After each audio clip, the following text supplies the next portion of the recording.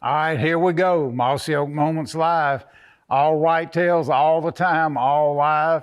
Hey, if I sound giddy, it's because I am. I still love this stuff. I still love hunting. I love teaching my grandsons. I love setting up spots, which I've always loved to do. All right, we got a Mossy Oak family tree episode. Walt Gabbert and his little boy Boone shooting his first deer ever. You know, Walt's part of the whole capture crew, big time hunter. So you can imagine, you know, what's going through his mind. No matter how many giant elk you film or whatever, when it's your little kid or your little grandkid, you fall apart. I've been there 100 times. I know what he's going through. And he shoots a spike, which is perfect for little kids. You don't want them to start off with something this big and get their expectations all out of whack. It doesn't matter. You know, when I have people that come to my farm, and if I'm getting them into hunting, they've never been, and I got 2 rules. I say, here's the rule on the deer. It's got to be in range that you're comfortable with. It has to have a pulse, and it can't be a spotted fawn. I do not care. So much more to life than a giant deer. Now, you go through those stages, you know, where I've said it 100 times. Stage 1 is you just want to get one. Stage 2 is you want to get so many you couldn't pile them in the back of your truck. Stage 3 is you going for the monster. Now that's, you know, stage 3, a lot of people get stuck there. Stage 4 is when it just kind of becomes who you are. Then you're about the terrain and the habitat and sharing that. No better place to share it than on the family tree.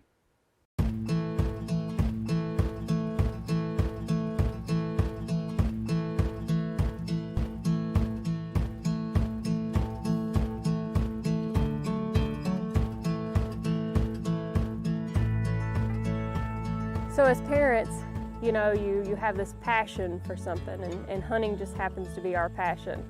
And then you have children, and you watch their passion grow, and you watch them start out hunting. Yeah, me and Boone, we've hunted together and spent time outdoors ever since he's been born. He's turned into quite the accomplished little turkey hunter. And you know, for Boone, he was just a natural in the beginning. You know, turkey hunting, it came pretty easy for him, even though turkey hunting's something that should be pretty hard. He took right up with it. He's got 3 turkeys under his belt at 8 years old. He's just a born natural hunter.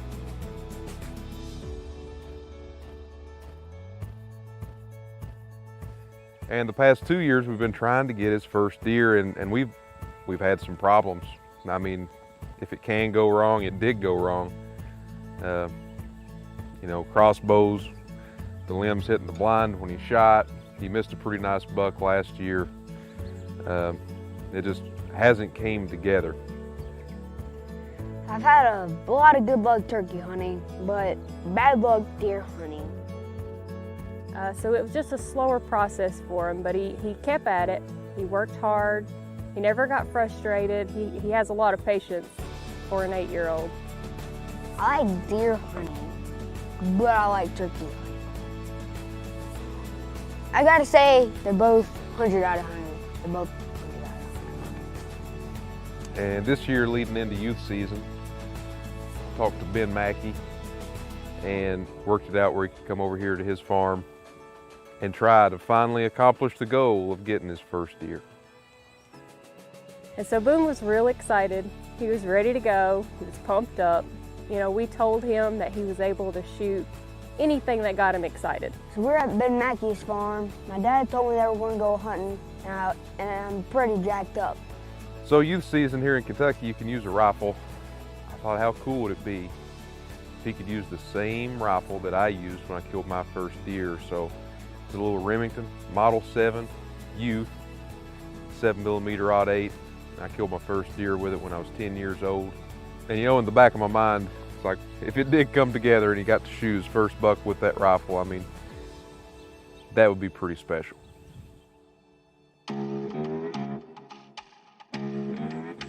So Boone, he went out, and we were in the stand, and he was excited.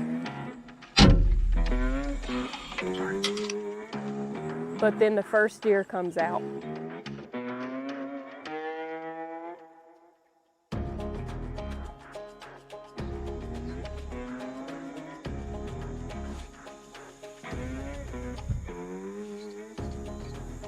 And his just level of excitement, everything flipped. And he says, "It's a buck, it's a buck. Dad, give me my gun, Dad, give me my gun." So at that point, you know, we knew that's the deer he was gonna shoot. And it was on.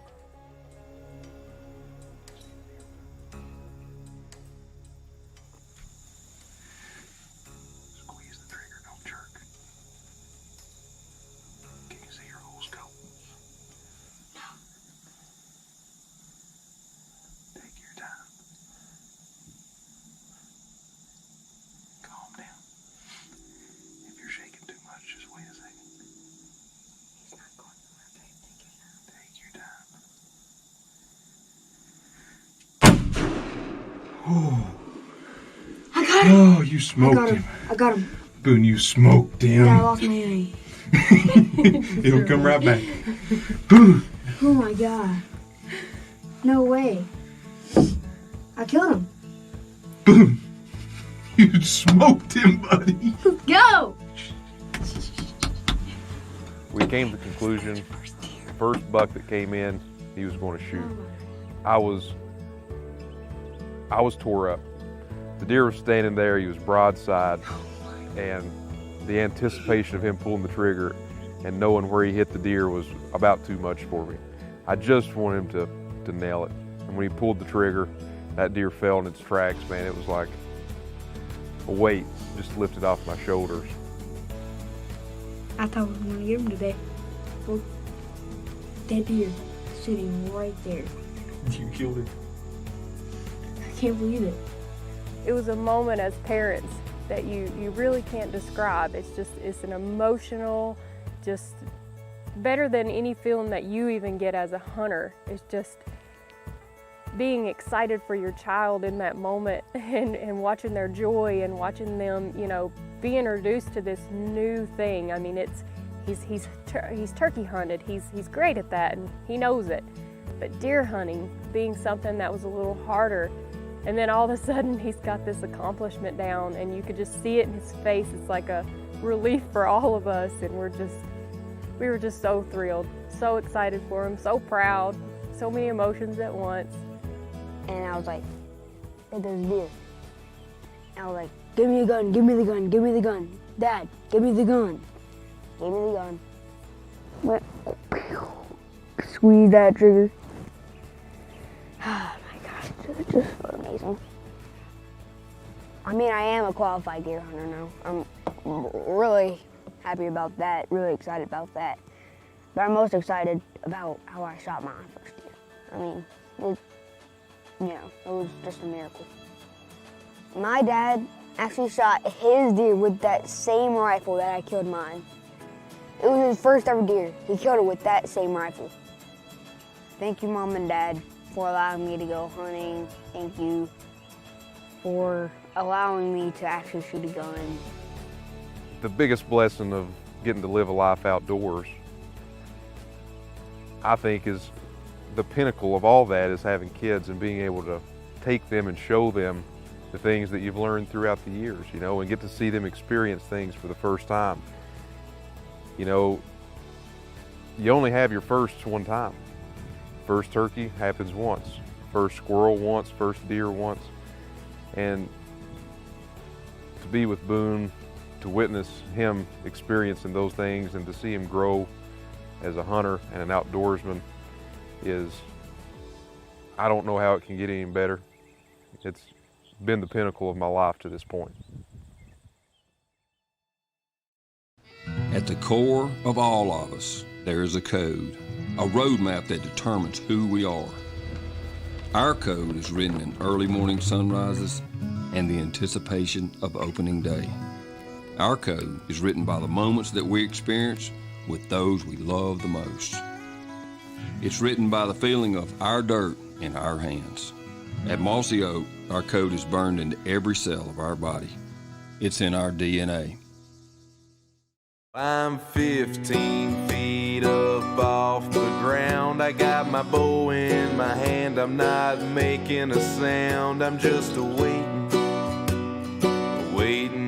patiently. All right, well, I'm I'm turning the light on for Chad Morandi, our YouTube hunt winner. He called me or texted me yesterday and said, look, would it be okay if I come in a day earlier? My schedule allows it. I said, yeah, come on. And he said, I probably won't be in until midnight. Come on, we'll be here. Me and Kyle about the only ones up in Cole. He's about half asleep, but he's got his tag, so we'll start hunting in the morning. And it's actually probably going to be a pretty good morning because it's starting to get warmer and rain towards the middle of the week. So he should be here any minute. It's 11:45, so I think he's supposed to be here about 11:50, midnight, somewhere around in there. So we got his bed ready, and maybe he will have the hunt of a lifetime. I mean, I think I'm pretty much anything right here is probably 20, 25, 30. Probably 25 on this side of the track out there. I probably wouldn't shoot past 30 anyway. I mean, heck, I bet I still bet you're within 30. Even like right there, yeah, I've used it. I didn't use it last year, but I killed my buck like first weekend of the season. So we're one and done state, so. Yeah.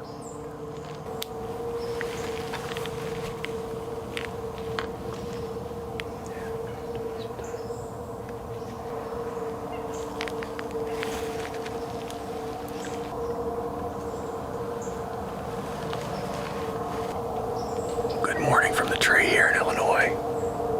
Excited to be here with the Lindsay Way. I want to say thank you to them for the invitation to be here. It's a really exciting opportunity. We're at what they have named the Dead Battery Stand. Since one of their trucks died last night in here, we've already seen a couple of does. We're kind of in a pinch between two crop fields with a little food plot in between.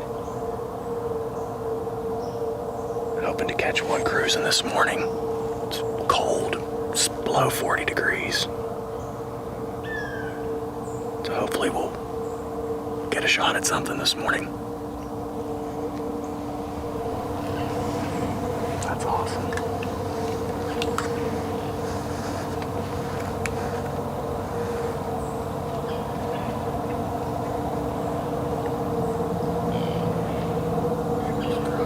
He sure is, isn't he? For a little sucker.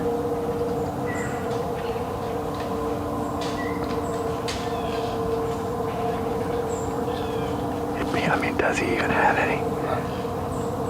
I mean, I think he's got some little spikes on him.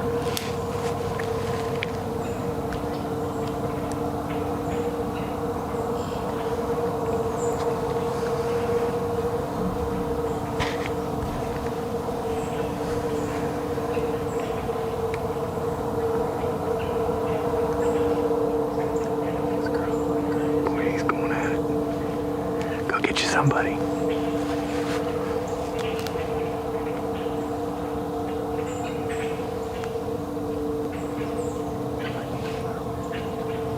Yeah. What do you see? He's a 10. Big 10. Maybe a 9, but he's got a big frame. He's standing all the way out there. I'd shoot that one. There's that doe, she's right here. The doe right here. Maybe he'll see her and come down here.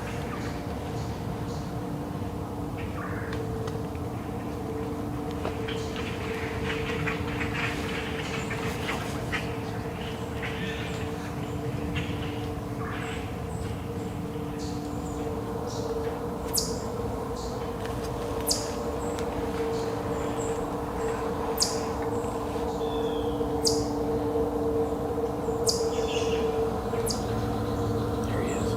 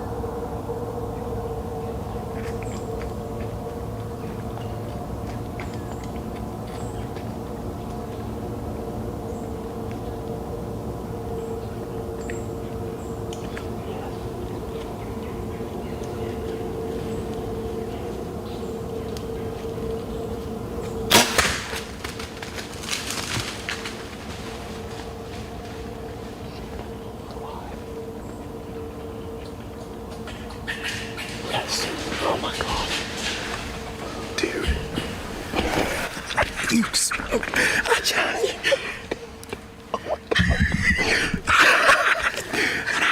An hour in. Oh my God.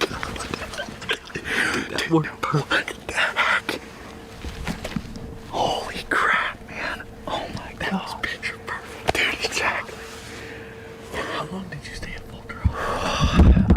Maybe a minute. Maybe 60 seconds. I don't know. Man, I thought that doe had us. I thought she had us. I thought it was over. Oh my gosh. Opening day that I'm here. First day in the stand. Hour and a half in. I mean, read the script. I mean, came right into, what, 15, 20 yards maybe. Unbelievable. He fell right over here, what, 75 yards maybe. Holy cow, man. What do you think? That's the most exciting hunt I've ever been on in my life.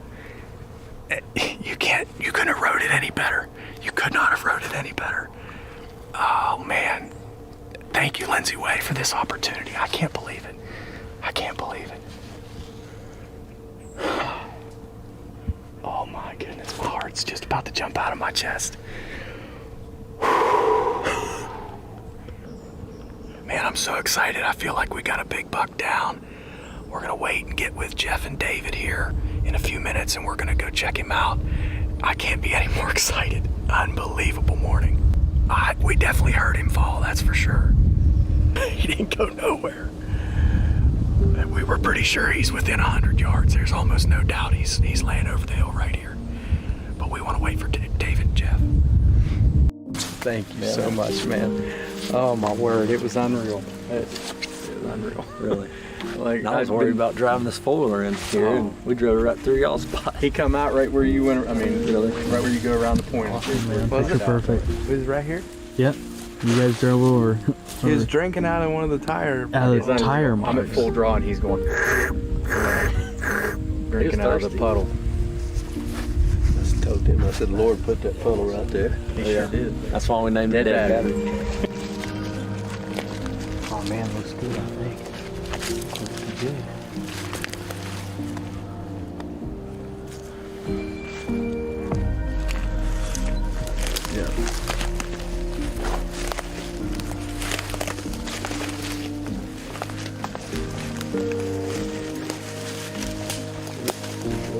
Right there.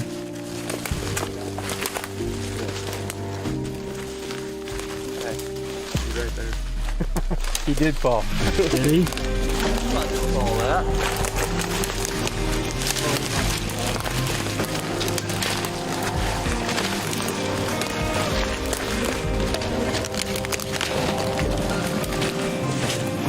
I feel like I gotta hug somebody. Coming in, man. Bring it in. Oh man, I can't. He's a giant, can't man. believe it. Look at the tank of a body on that deer. Oh. Yeah, he's gonna be your personal best. Oh yeah. Oh my God, man. What do you think about that? Just grateful, man. I mean, beautiful deer, beautiful experience and hunt. Can't script it any better than it went this morning. And just feel very grateful for the opportunity. David, Jeff, thank you guys so much. Kyle, thank you for being in the tree with me. Yeah, that was pretty cool. Unreal experience, man.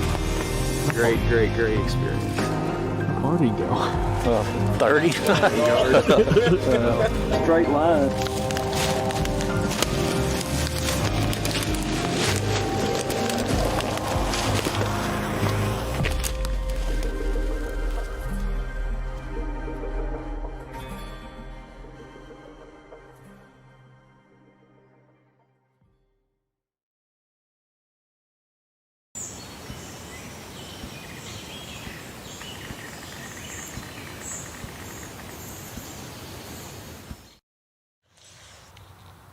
Can Taco Bell sponsor us?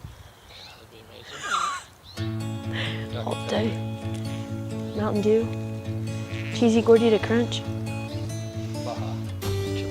Bring it back. Chicken quesarito. Hashtag bring it back. Bring it back.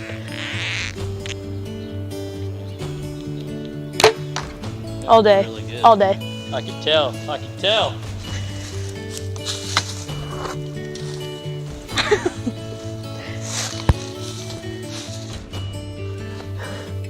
Up. This is your call. This is your hunt. Oh, street bow tag. Turn the noise down. Tribute to Skyler, his favorite man. Just Spin it right. There's lots that's changed over the last 12 years as we've been filming Heartland Bowhunter. I got a lot less hair, a lot more gray in the beard, and kind of rocking the dad bod. But one thing that hasn't changed is me always wanting to take my kids hunting. First, when we started going, it was just tagging along. They were enjoying the ride, but now they're in the driver's seat, and that is just an absolute joy for me.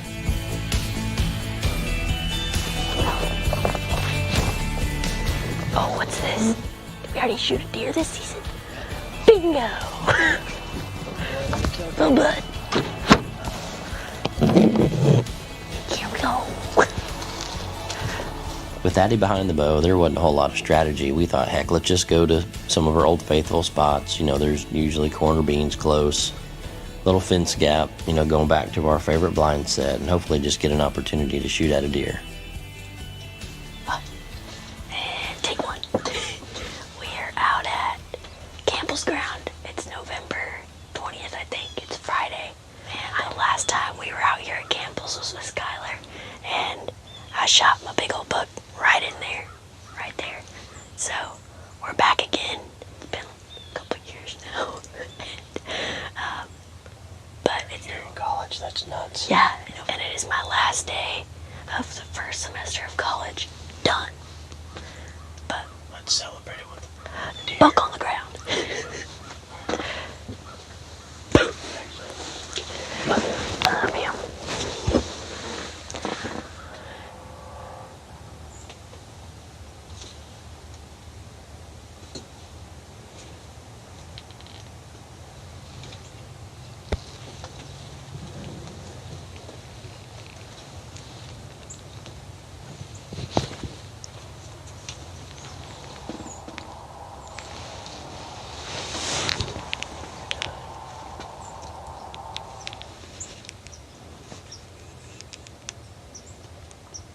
You on her?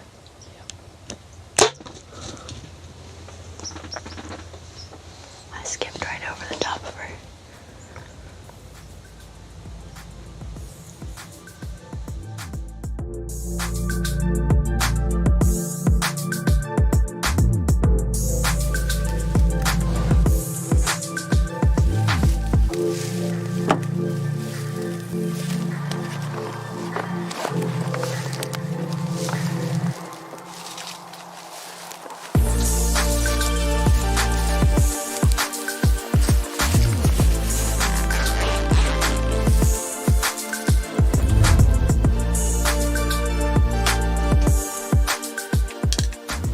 Poking the blind. All day. Oh my gosh, it's the middle of December. It's basically Christmas. All of December's Christmas, but we're out at Campbell's for time number 2. And we're putting the deer on the ground tonight. The wind is perfect, blowing right at us. So, here we go. Here we go. Oh gosh. Busted nail doing that stuff.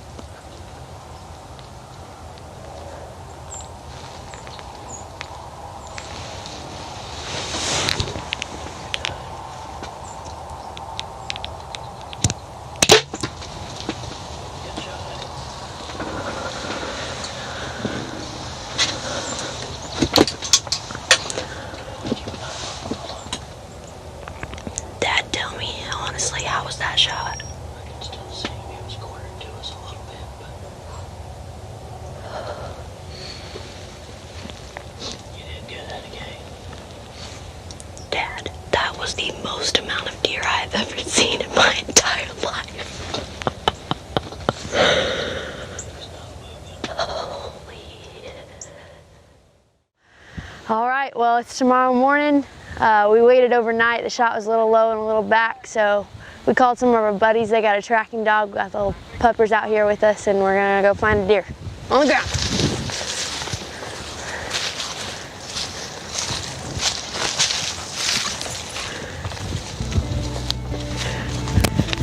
Good job, Eddie. There it is! Good boy. Good job, Gibbs! Good job, baby! Good boy. Holy crud.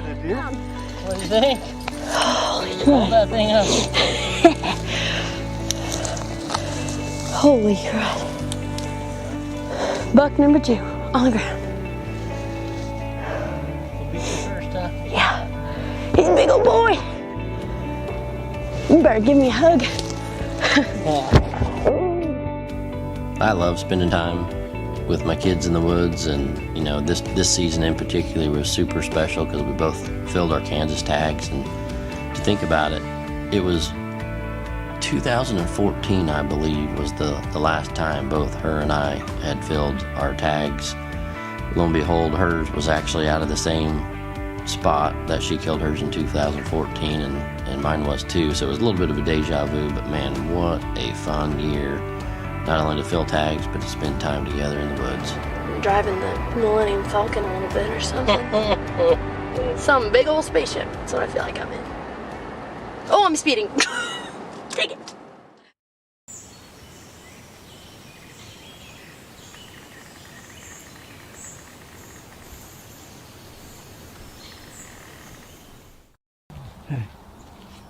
Congrats.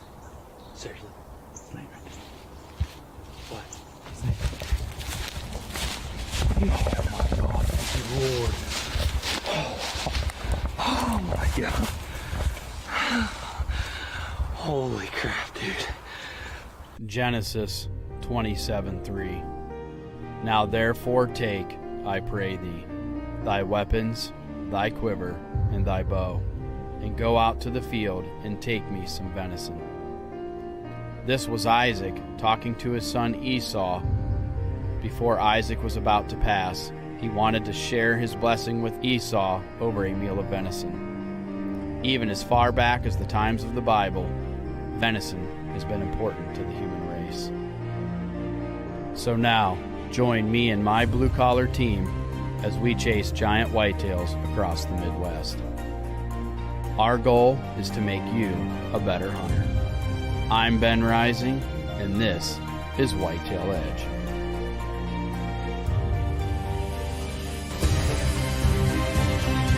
Thank you, God, Jesus Christ. This amazing dream. Yeah, baby. I'm about to go lay my hands on probably the biggest buck I've ever shot. I just spoke to the sheriff. Yep, he's going down, sis. Beautiful buck. I couldn't be more happy to take him back home to Indiana. There he is. Oh my God. I just smoked a giant on a Black Widow mock scrape, baby. Yes.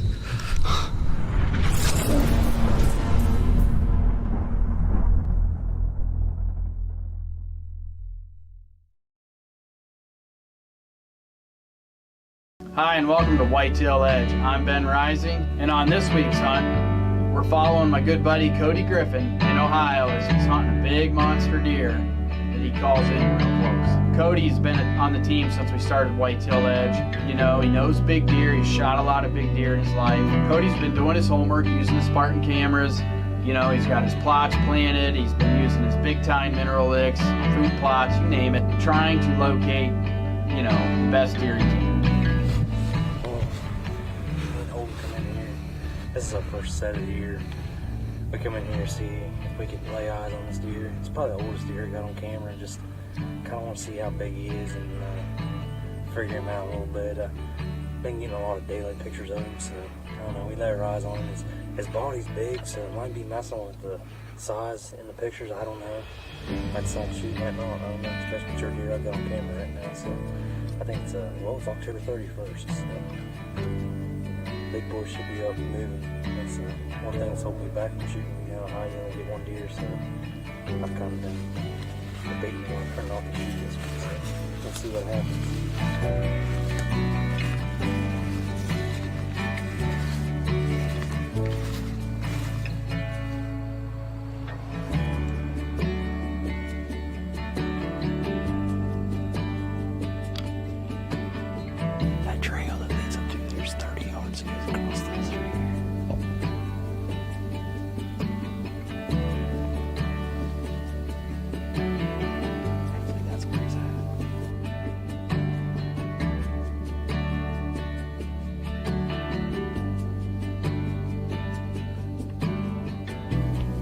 Pictures can sometimes be deceiving. Some pictures he looks big, some pictures he looks, you know, not so big, so I'd definitely like to see him. I checked to come in here yesterday, come and check the camera on Thursday. It was raining, and he's been in here every day, and we don't get cell phone service here, so it's just a non-cell. It's parking down there getting pictures.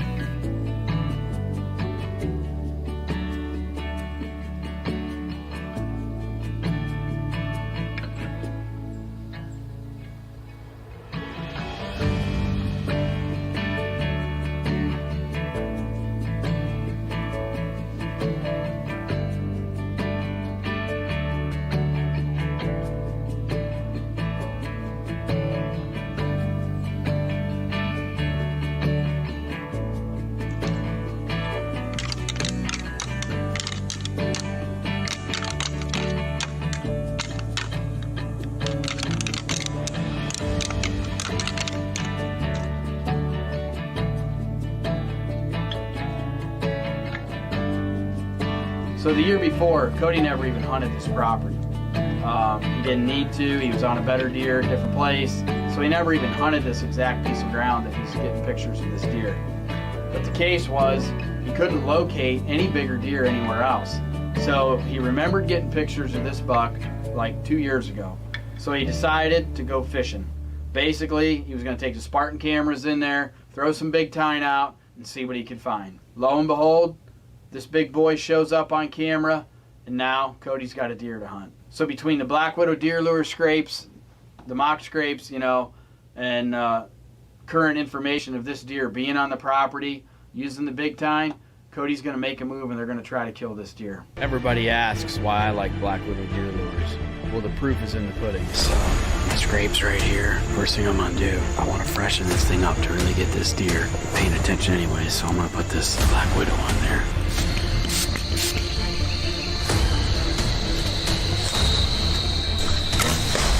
Yeah, baby. I just smoked a giant on a Black Widow mock scrape, baby.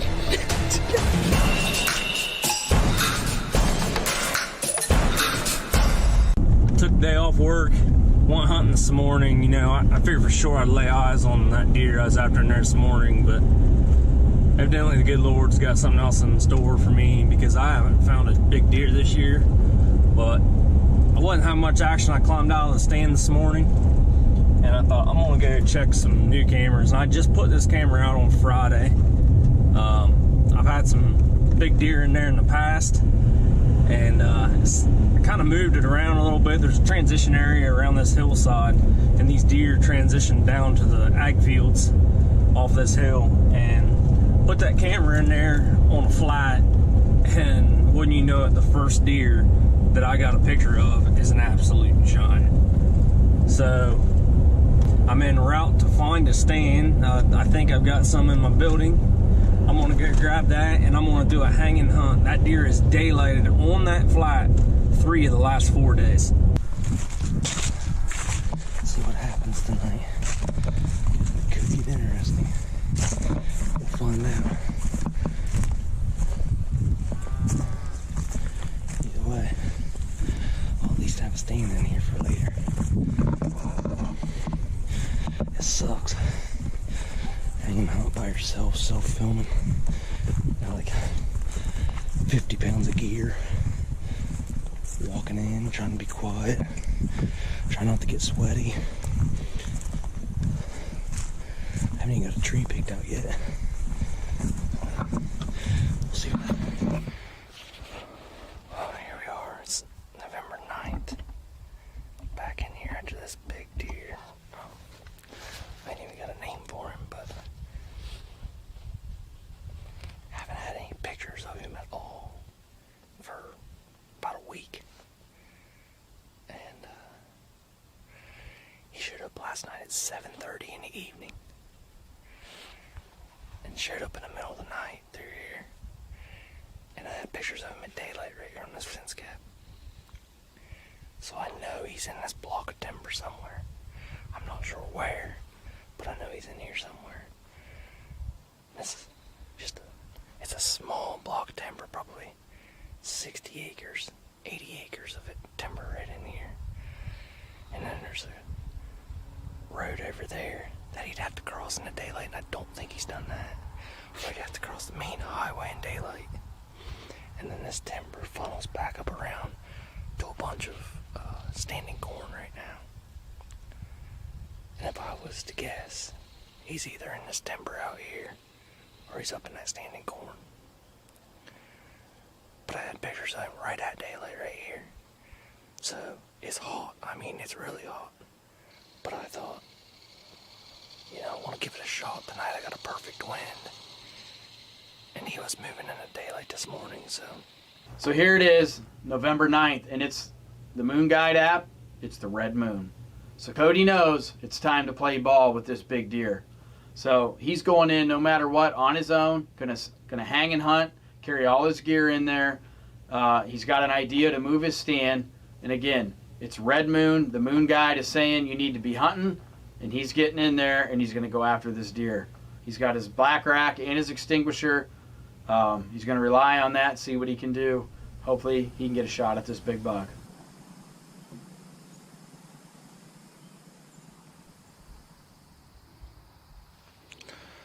Well, I want to try something here. It's supposed to be the rut. So I'm going to pull out the extinguisher. I'm going to just try to throw out a couple soft grunts. See if I can't get something stirred up.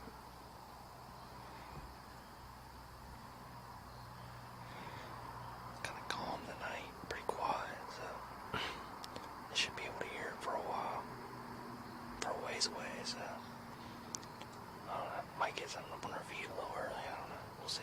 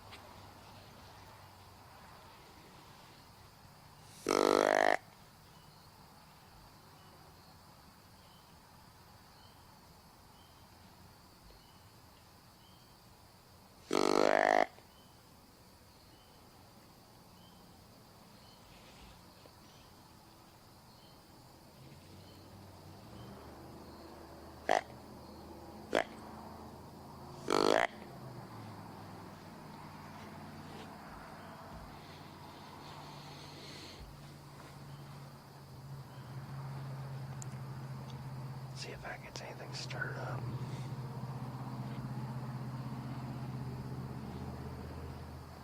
Maybe if he's laying out around that hillside, make him think it's a little buck out here messing with a doe.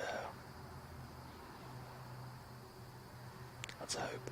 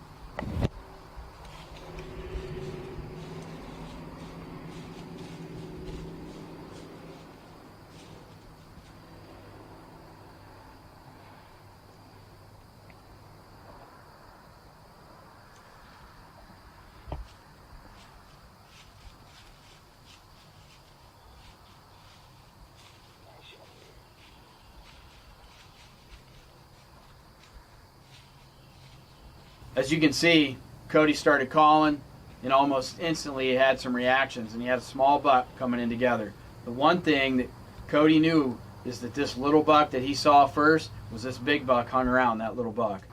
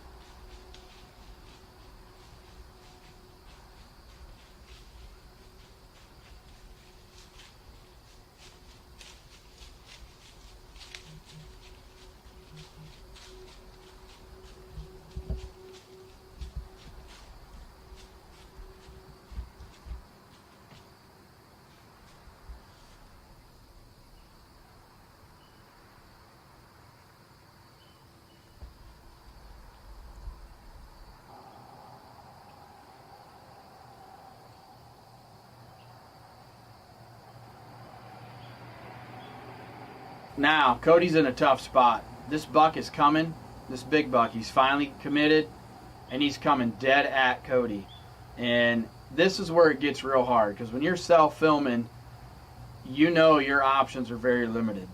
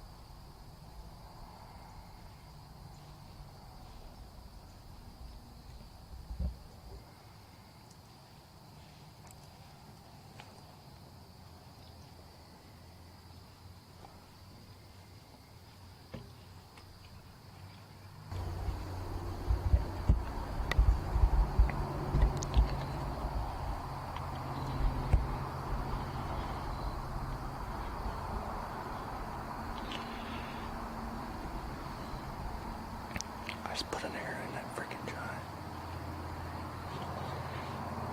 He's laying down there. I can see him laying there. I'm not gonna do a thing. I'm just gonna sit right here till dark and ease out of here and not do anything. He had me pinned. There's a little buck back here, kept screwing around back here. And if he got past me right here, I wasn't gonna be able to shoot. I drew back as he was coming this way. I was going to shoot him right here.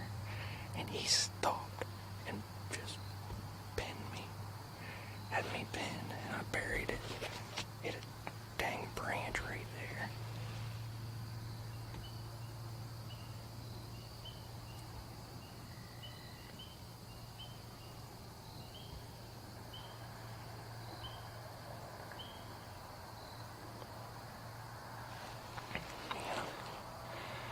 I can see him laying there. I just gotta wait till dark. Cody's a good bow shot. He's confident. You know, he's shooting a Cobra Harvester, thumb release, and it's hard to put ourselves in the position that Cody's in. And a lot of times you got to understand that angles look differently in trees, from the camera angles to the hunter and things like that. And I know Cody's not a bad shot, and I know Cody doesn't take inhumane shots. So you can see he can't get the deer. The deer's moves too much, so he can't get the regular camera on the deer. But you can see in the second angle footage, you can see this arrow hit this deer and come out the backside. So you can tell by Cody's reaction that the shot he felt was marginal. So Cody's even going to wait till dark. He's going to sit the rest of the night in the stand, wait till dark to get out of there, because he does not want to bump this deer in case it's alive. But you know, you never know. You don't take those chances. The deer was probably dead after seeing the hole. The deer was most likely laying down there dead, but he didn't know this, so he sat it out, did the right thing, got out of the tree, come back the next morning with Holden, and they were tracking this deer up. Well, here we are this morning on November 10th. We reviewed the footage last night. This deer's dead. He went down there and laid. The blood's just pouring out of him. Shot went in behind the shoulder in the rib cage and come out back underneath of him. There's blood just dumping out of this deer. That G5 beat him up. So we're gonna go. We're actually gonna drive down here and drive along the road. Make sure you can't see him from the road anywhere, and then take up the track here in a little bit. I haven't picked the arrow up or anything. I looked at the arrow and binoculars, and it's coated in blood. So I really, truly feel that this deer is dead. I'm giving almost 14 hours now. So, you know, when in doubt, back out, give them time. I've given him 14 hours. It's more than enough time, I believe.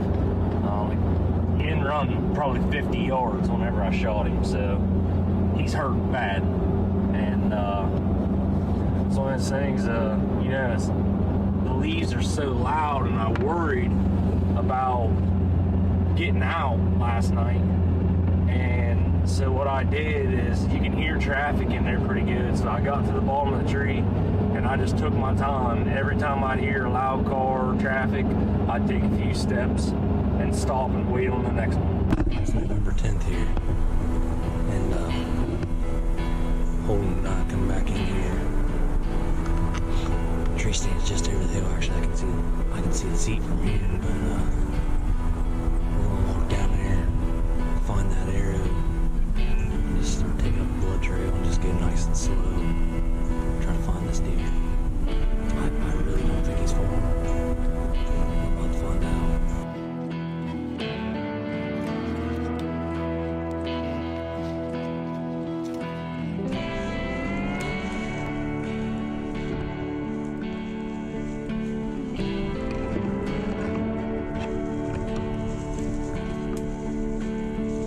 Got my arrow here. Definitely cut through a lot of bone right there with that one. That was all chewed up. It is just completely coated in blood. I'm feeling pretty optimistic. There was blood everywhere right here.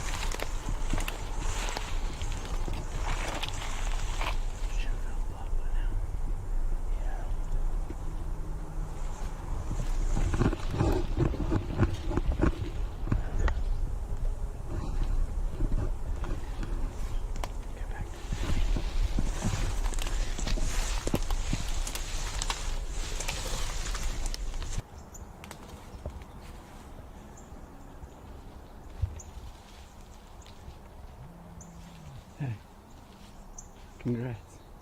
Seriously. What?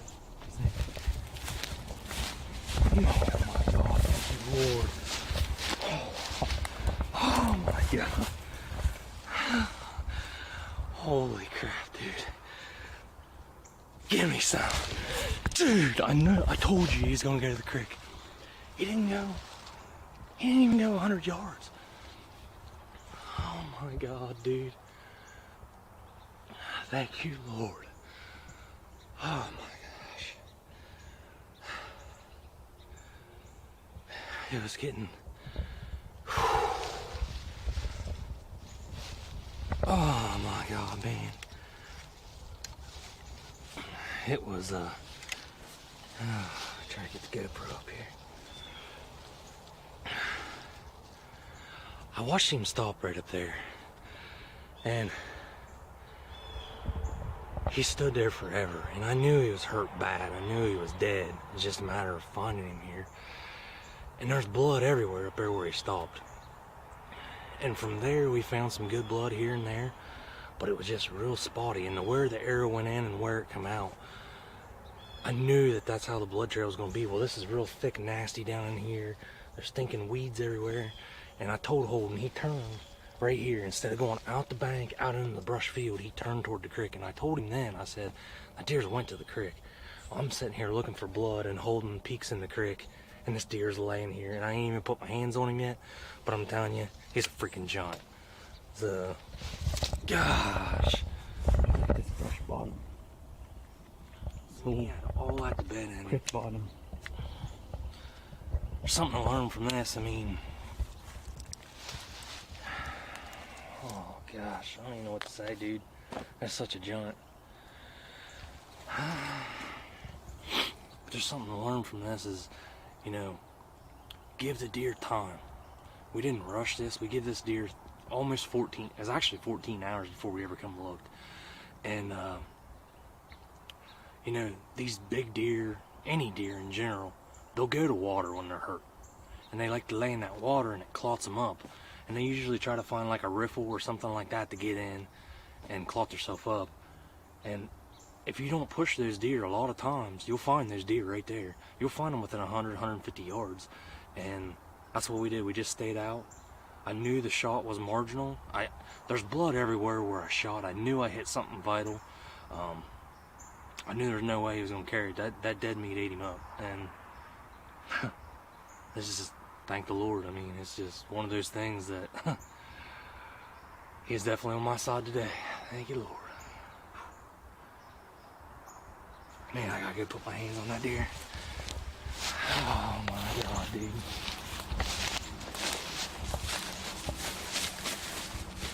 Right here's where he went down over.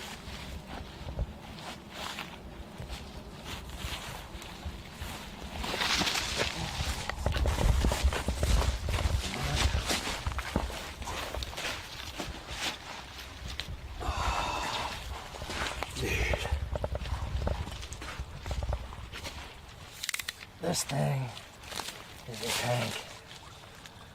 An absolute tank.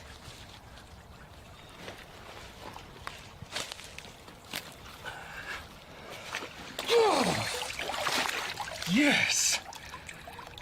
The mass on this thing is unreal. Oh, I had this deer in 2018. I had pictures of this deer.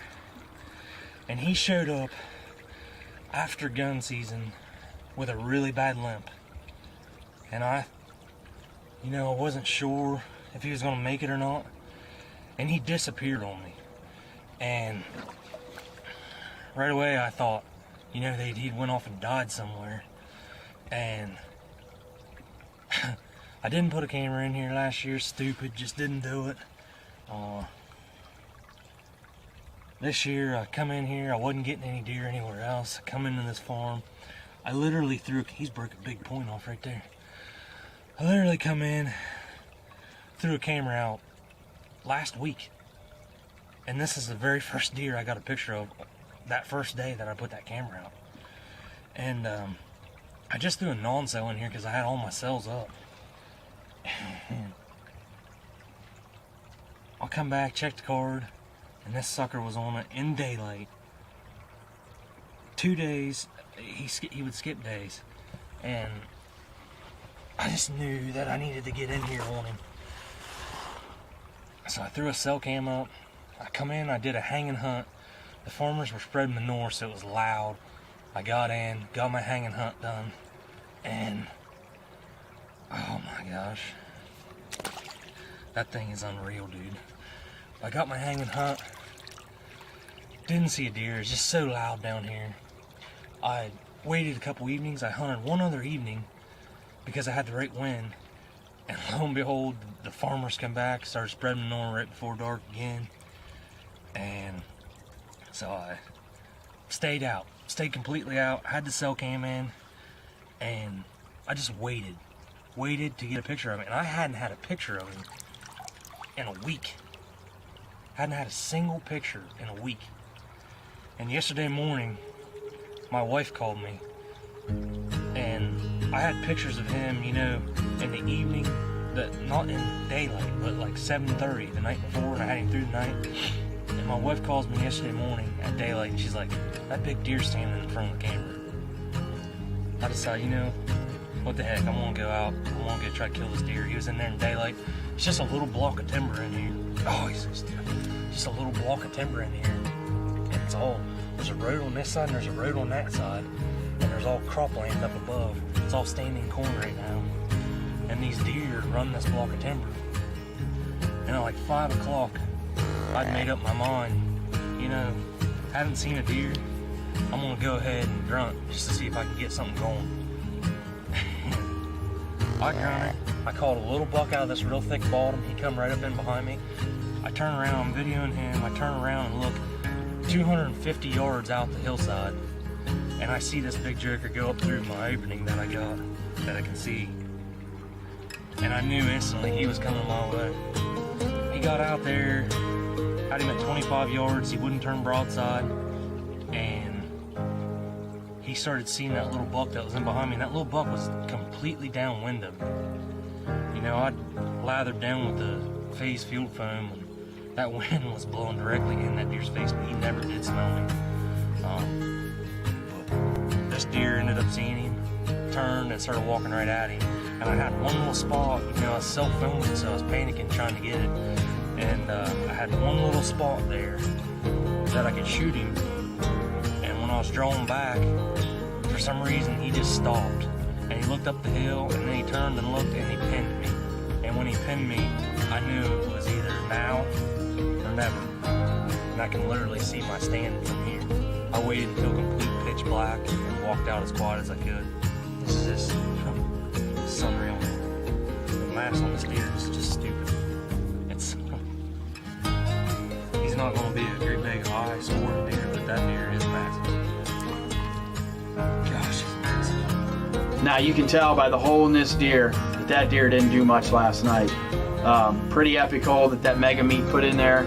Pretty incredible hunt and footage by Cody. Congrats, buddy. It's a heck of a buck. And I mean, the deer was way bigger than Cody even thought. I mean, the mass on this deer is incredible. But what a huge Ohio whitetail. And you can see again how the Whitetail Edge team relies on the calling techniques from the illusion systems. We're using the moon guide. It's just stuff that works a lot. You know, spraying the Black Widow in the air. It's stuff that works for us, and our team continually uses it year in and year out to harvest big deer. Thanks for watching Whitetail Edge. Hope you learned something this week.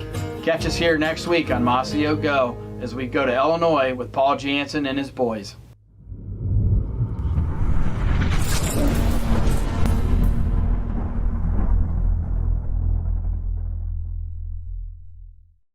What matters to you right now? If this past year has taught us anything at all, it's that we need to redefine what matters to us.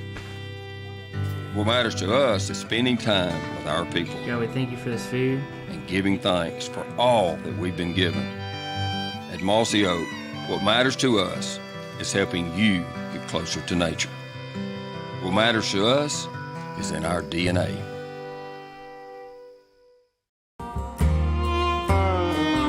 Another cup, another tank of gas. One more road sign I just passed. Looks like I'll be just in time to see that sunrise in the blind. All right, here we go. Ingredient wild, you know what that means, food.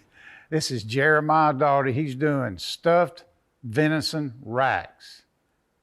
Now, don't let that confuse you like he's grinding down antlers, making porridge. That ain't the case. This is back straps. Check this out.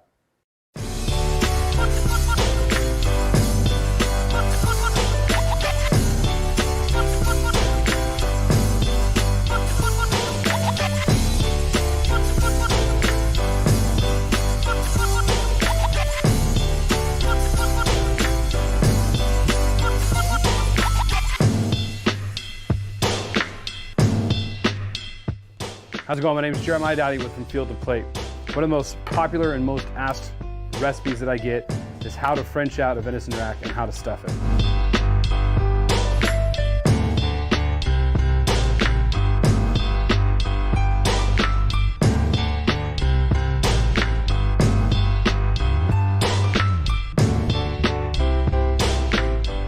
So what we're going to do today is show you a really simple way to clean off the bones, take off the silver skin, and stuff it with a simple, easy, basic recipe. And then we're going to throw it on a hot fire and grill it up. So you can see right here that I've already finished out this rack. I've already cut the bones, I've already trimmed off all the sinew, all the fat, all the meat, cleaned up all the silver skin. So we're going to do that same thing with this rack over here. First thing we're going to start with is a nice long, sharp blade. Now your silver skin is going to run right on here. A lot of people overcut their venison when it's coming to this. One easy, simple way to do this is start kind of at a flat 40 degree or a 20 degree angle. And what you're gonna do is you're actually gonna flip, you're gonna slice and flip. And as you're flipping, you're actually just pulling away all that silver and not pulling away too much of the meat. But it's all about that flick of the wrist. And when you're getting that sinew off, that silver skin.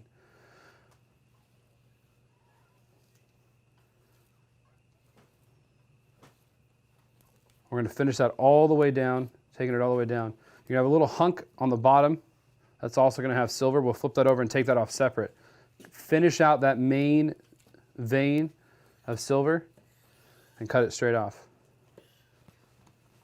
Now there's still a lot of meat left on this. And I noticed that if you want to make sausages or ground, one thing you're going to do is you can actually take this and just like you would fillet a fish, you can fillet off all that extra meat that you left on that silver skin. So now we can see through our silver skin compared to if we leave the meat on it. A lot of people will throw that right in the grind pile or will throw it right in the trash pile. If you do that with all the silver that you're taking off your animal, you're throwing away about a pound of meat on average. So all we're doing is trimming that up and all that's going to go into our grind pile. Once that's off, you're going to flip it off and you're going to see this little vein back here. That's going to run with silver and it's going to have some tallow fat on there. We're going to do that same method where we kind of pull away and it's going to pull that right off without taking barely any meat at all.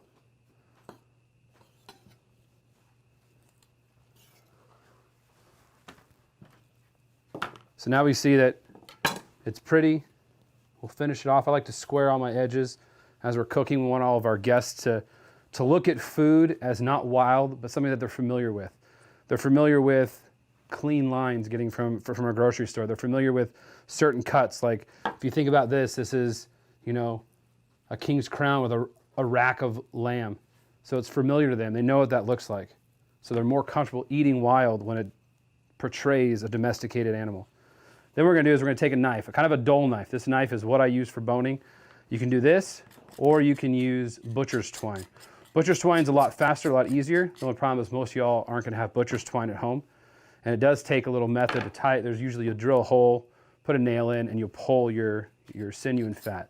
So what you're gonna do is you're always gonna work up towards yourself with a dull knife. Get a butter knife, get a dull knife, don't have it sharp. You don't wanna slice it up and hit your finger. You're gonna work it around the entire bone. And you're gonna notice how clean it's getting. Once you get to an area in that bone that you can grab a bunch of meat, you're just gonna pull up. It's just going to start coming off that bone.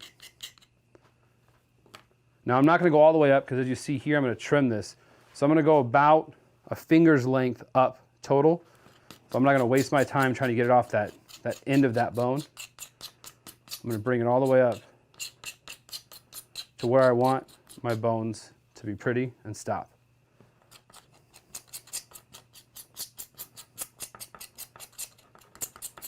This is why I said get a dull knife, because if you take your nice sharp kitchen knife doing this, it's gonna dull it out real quick. And a lot of people don't understand how to sharpen their knives very well. And so it's just a hard time. So you're gonna do that all the way along all those bones just like this. Next thing, go to your local hardware store, get a pair of nice rose pruners. Yes, it's kind of silly, it's kind of weird. But again, it's nice clean cuts, it's simple, it's easy, it's something that your kids can do with you. What you're gonna do is just take that bone and it's done.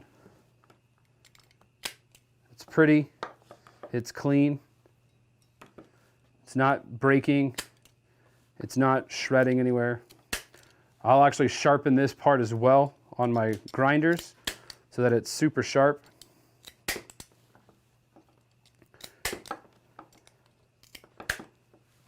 Don't throw these away. If you make stock, if you make bone broth, these bones right here are full. They still got meat on them. They still have fat on them. That fat's gonna render down. That meat's gonna go into your broth. Add all bones to your broth. Next, you've got a little bit of fat that's still sitting up here. This fat is what we call like a tallow fat. It's gonna be more like waxy in your mouth. It's not gonna have a positive flavor. It's gonna have more negative flavor. It's also gonna hold some of that gamey, wild essence that a lot of people don't like in their animal. So what you're gonna do is you're gonna take it, and the bottom of that bone is gonna be down. So you're gonna see it, the bone itself is gonna be about here. So we're gonna take our knife, we're gonna cut up towards that bone, grab 3 bones at a time, and you're gonna bring that sharp knife right up and cut out that vein of fat.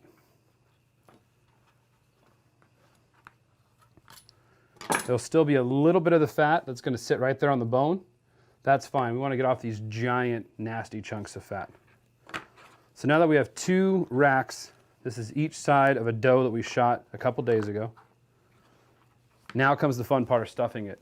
You'll see a lot of guys butterfly these open. They're gonna slice it, they're gonna flip it open, then they're gonna stuff it, and then they're gonna tie it and twine it and wrap it.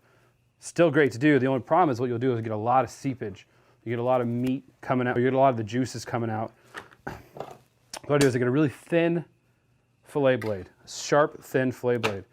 And what you're gonna do is you're gonna just take that in and you're gonna poke that in all the way through your meat until it comes out on the other side, okay?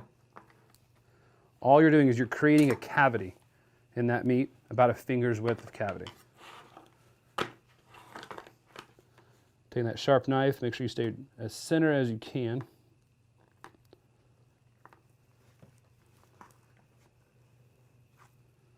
Right out there.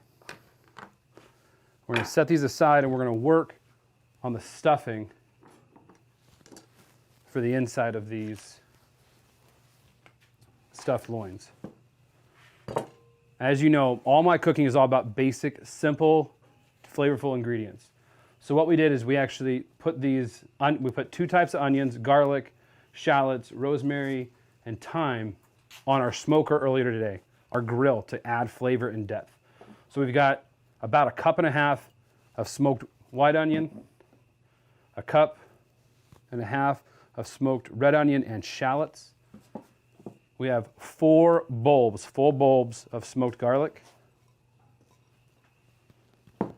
And we've got about 4 sprigs of rosemary and thyme.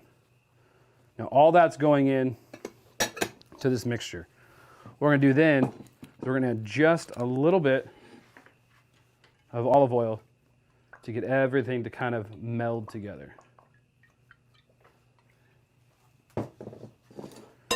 Take a knife or a spoon or a spatula, whatever you got.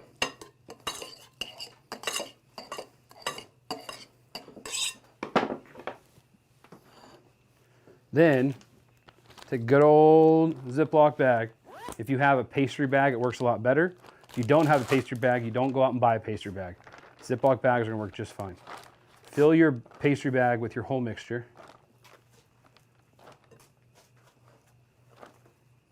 Smells incredible.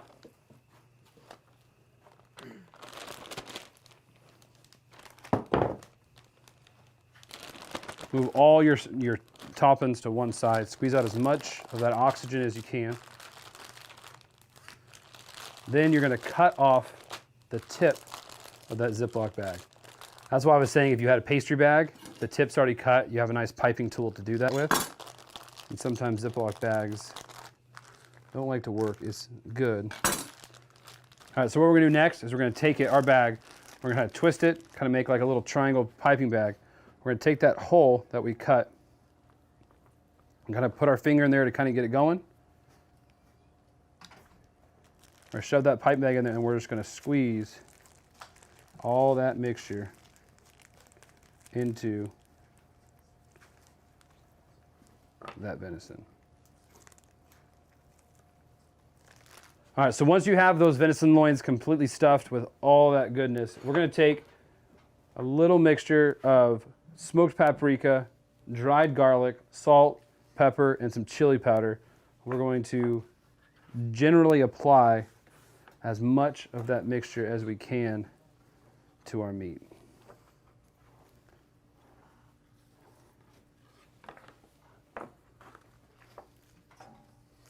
Any of your favorite spices are going to work. If your family's favorite spice is some steak seasoning, throw that steak seasoning on it. Don't feel that you have to copy it exactly. Best part about recipes is they're meant to be a baseline for what your family and you like to eat. Now these are done, we're going to throw these on a super, super hot charcoal grill or your smoker or whatever you got going, your big green egg. And you're going to cook these to about 140 degrees. You want to pull them at about 140 because they're going to continue to cook to 145. You want to cook them to that medium rare to medium temperature, but allow all the inside to heat up, allow it to get a nice crust on the outside. Then what we're going to do is we're going to come in, we're going to slice these. Stay tuned, we're going to hit the grill. All right, now that we've spent a little time on the grill, we have our tomahawks. I just thinly sliced them between the bone, as you can see. And if we get this little final shot here, you'll see that all that onion and garlic and shallots and rosemary and thyme, it makes a beautiful presentation. Super easy to do, super simple. Now, the trick with this is if this is too rare for some of your guests, you can actually take this little hunk, put it back on the grill, and sear each side, and it totally plays a trick on their mind as they eat it, that it's more well done, but it's actually not.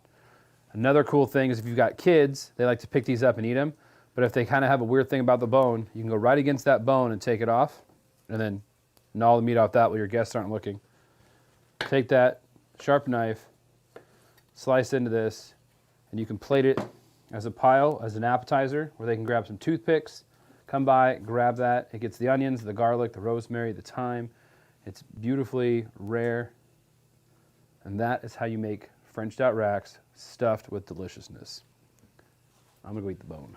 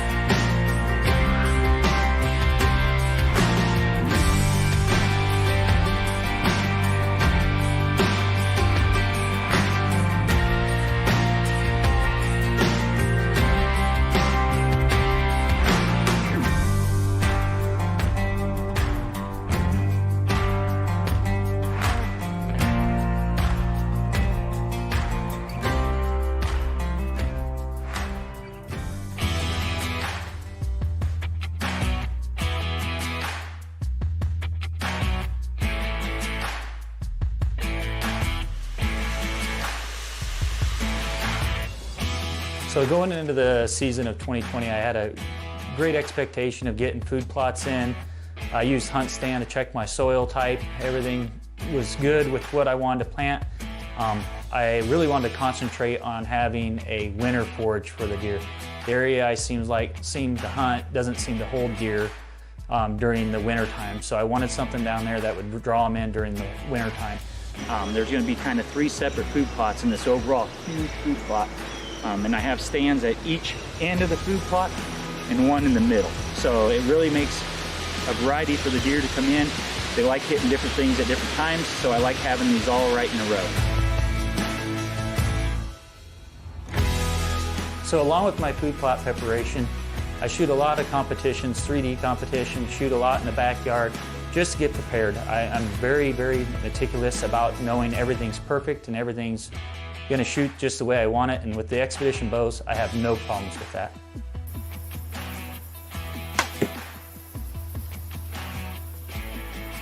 So there was 2 bucks that I was after this fall, and one of them, they were both 4x4s. One was a really older looking deer. He didn't have really tall tines, but his main beams went way up high, and his G2s were pretty tall, but his G3s were just tiny. But he was a deer that I had history with the last couple of years, and I really wanted to get after him. And then one other buck that had just kind of showed up was a really nice mainframe 4x4. Really symmetrical. I was really excited about that deer. We don't get too many deer that are over 100 inches on our farm due to the rifle season. The rifle hunters don't allow them to get very big, so I was really excited about getting after one of those 2 deer.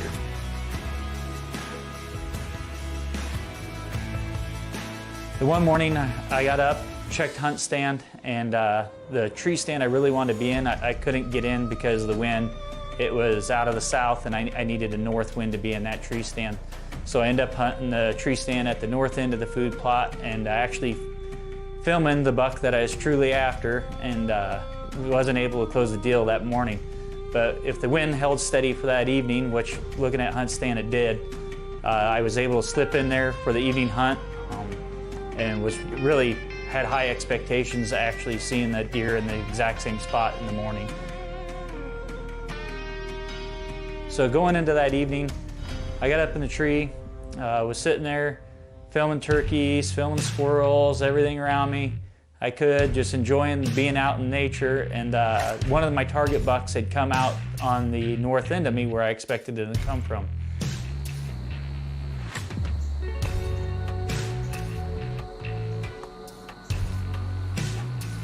He worked his way in, turned broadside at 22 yards. I made a shot at him. He ducked. Arrow sailed over his back. Very disappointed. I was extremely frustrated. The deer ran off. I could see there was no blood, no anything coming out of him. I was so mad that I actually started putting everything away with it. Probably about an hour left of hunting. It tore me up. I didn't want to be out there anymore. So I was putting my camera away, putting my camera arm away, and I looked up, and here comes some more deer. And lo and behold, it was the other shooter buck that I was after. So quickly got everything mounted back up, started filming the deer as they were coming into the field. Matter of fact, one of them walked about 5 yards underneath me, underneath my stand, and out into the white gold food plot. And that's where it all really got exciting. After looking back at it, I was looking at one thinking, oh, there he is. Then I was second guessing myself, thinking, well, that one's just doesn't seem like he was as big as the other one. And then looked below me, and here come the big one walking out into the food plot at the same time. And got everything moved over to him, situated. I was getting ready to draw my bow back, and for some odd reason they spooked, ran about 5-6 yards and stopped again in the middle of the field.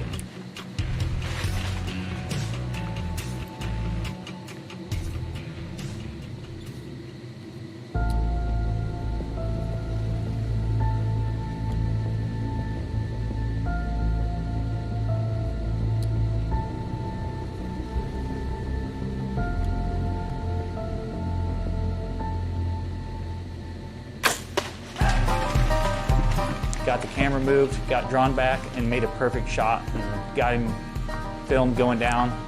It was so exciting to have one down that early in the season.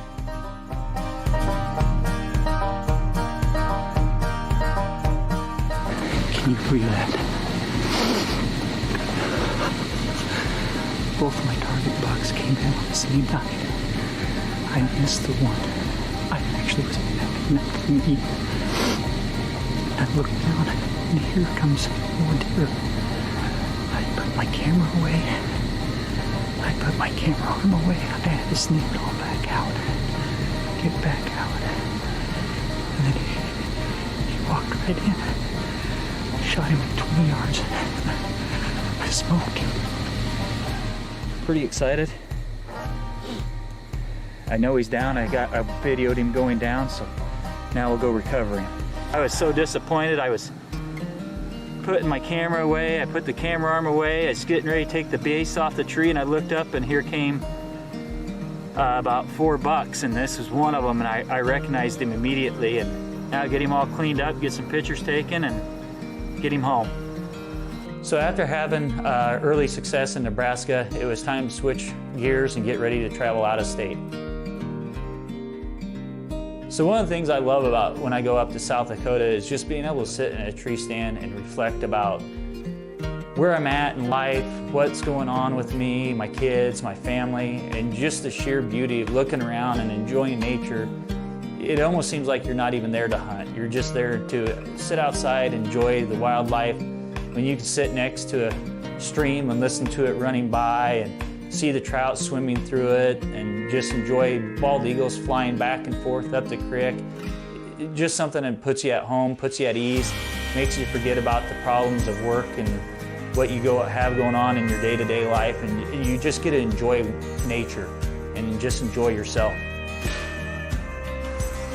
We got to see two really big mule deer last night, a nice whitetail this morning, so it's encouraging.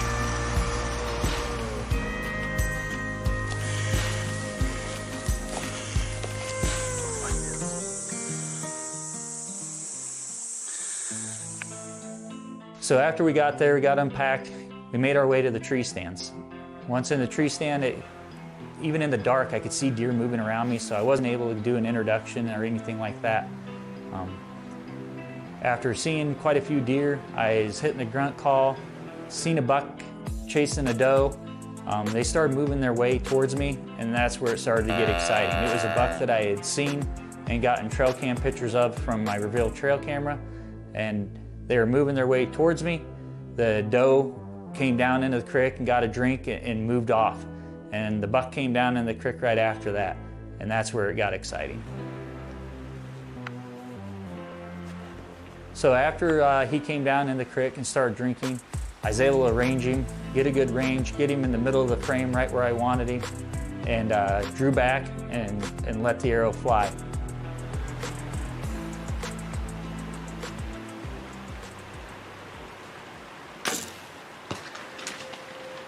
I hit him back, I could tell right away. Reviewed the footage and could really see that I hit him back and was really worried about the shot. He ran off. I didn't see what direction he ended up at, but after a little while, I was able to see him moving in the grass probably about 50 yards away from where I initially shot him, and he was hurting pretty bad. And at that point in time, I decided, hey, I need to go finish this deer off. I need to get him put down. Finishing out the South Dakota hunt, this is our second trip up here. First trip I was able to fill my antlerless tag, and then this trip I actually have trail cam pictures of this buck while we were gone in the yard, and when we got back up here, it just worked out, and he come by chasing a doe. So after I was able to get him put down, my uncle came, helped me with the recovery.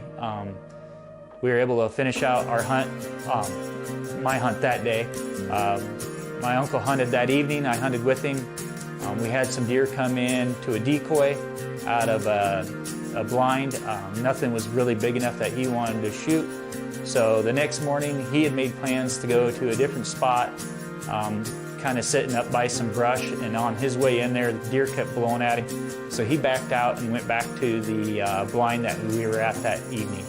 I was up on a ridge across just to be able to watch him, and was kind of filming the deer in the valley and moving around. And I happened to actually get him shooting his deer on film from quite a long ways away, but it was pretty awesome to see it all happen. After that, we ended our 2020 season and started preparing things for the 2021 season, making sure landowners were happy and getting things taken care of with the ranch we stay at. This year, going into this year, 21 year, I plan on going back to South Dakota, still hunting my home state of Nebraska, and even doing an elk hunt in Colorado.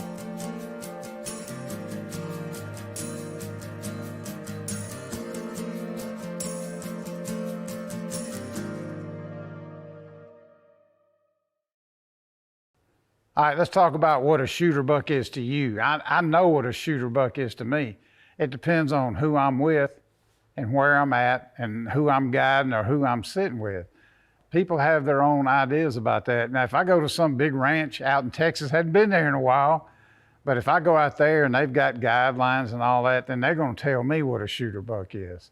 On my farm, if I'm sitting with one of my grandsons, if Cranky's there dialed in with a crossbow or whatever, the shooter buck is going to probably be the first one that steps out there that's legal in Mississippi. I just don't get caught up in that. Here's what you got to remember when all you're seeing is giant deer dying on TV. Number one, those guys have great places to hunt.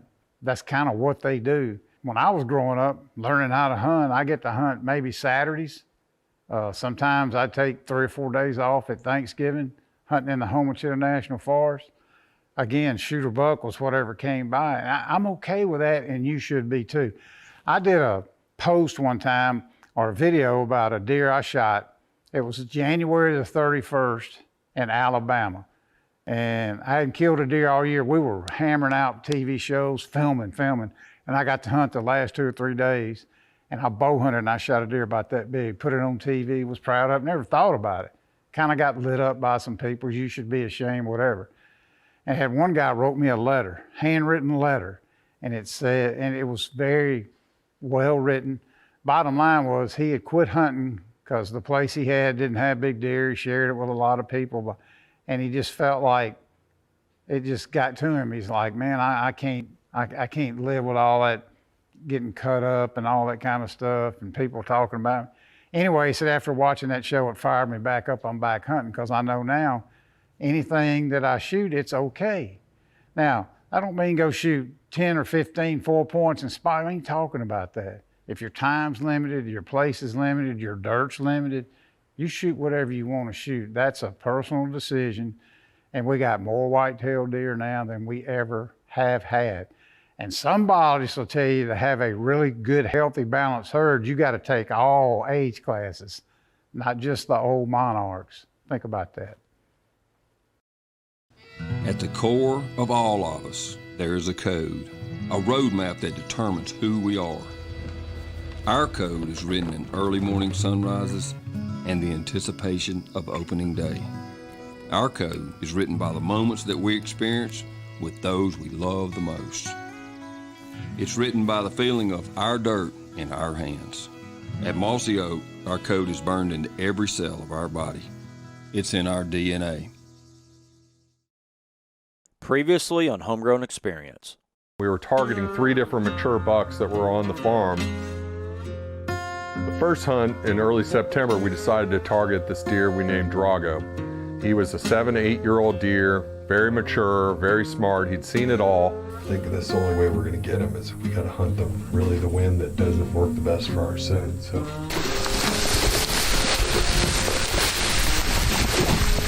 We're hunting this redneck back in the woods. And yeah, we're gonna get in there and we got lunch, we're gonna sit all day, so.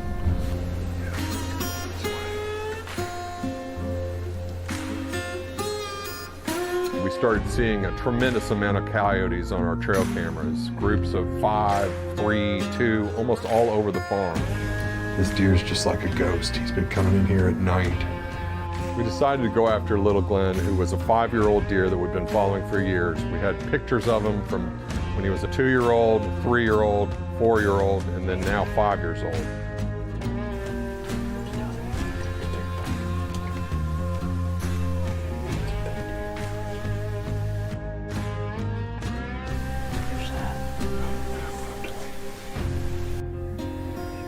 That looks big to me. Is that a big deer?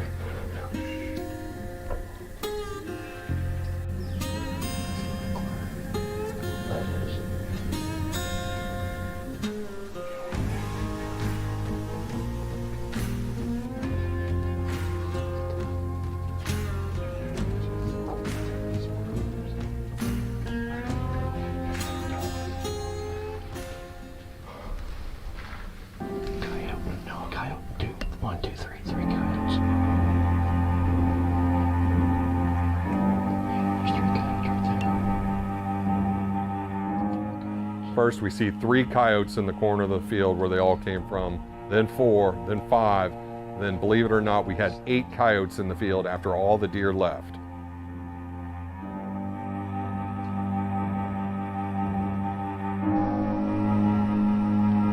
This would be a coyote hunter's dream, to have 8 coyotes in the field, but a deer hunter's nightmare.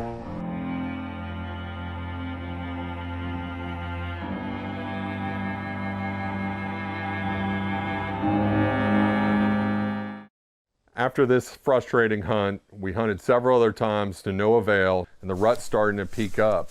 But all of a sudden we shifted our gears around and started finding deer. We're using thick cover and starting to tend does, so we moved our sets over into the woods.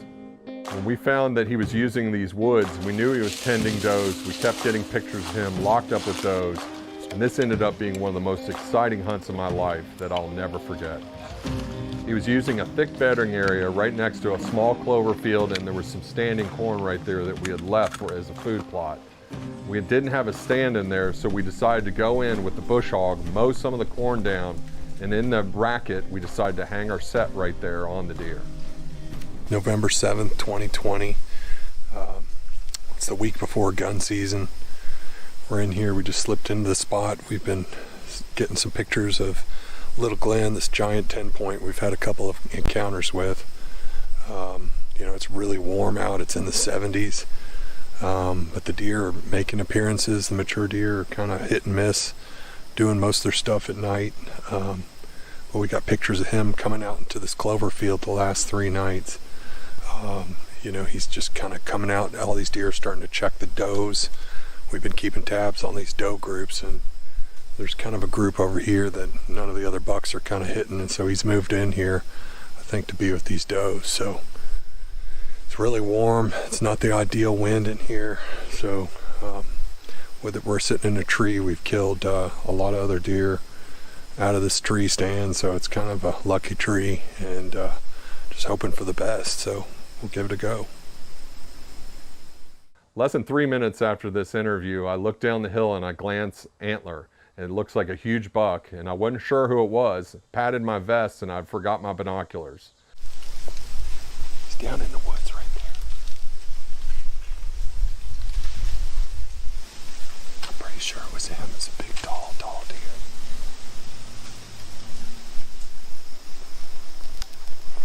There he is. I see him. I can see his shadow. There he is. I got him. Luckily, I borrowed Field's camera, zoomed in as far as I could, and confirmed it was Little Glen right there. You see him?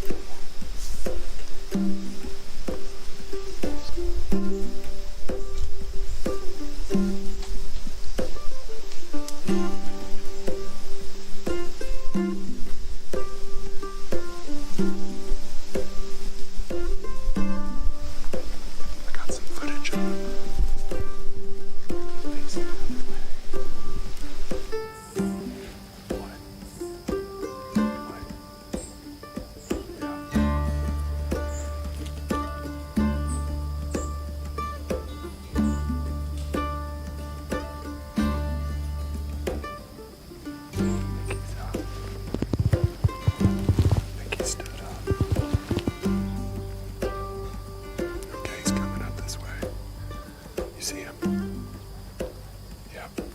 We watched him there standing and rubbing some trees and browsing a little bit without any does that we could see.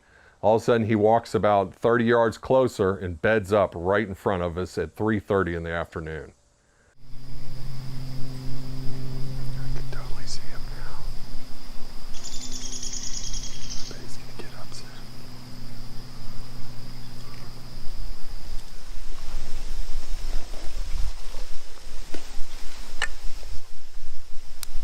He's coming up.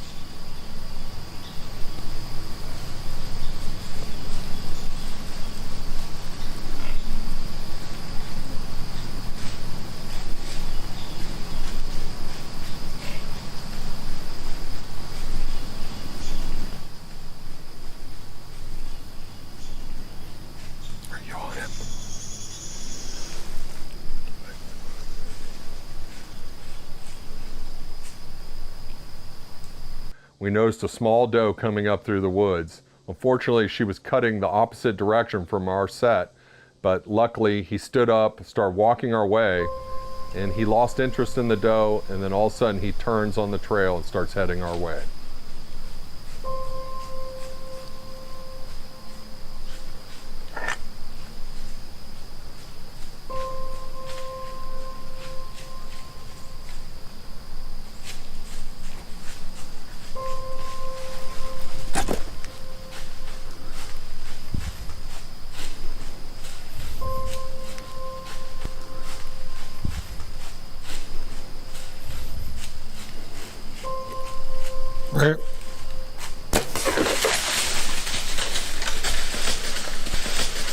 Good hit.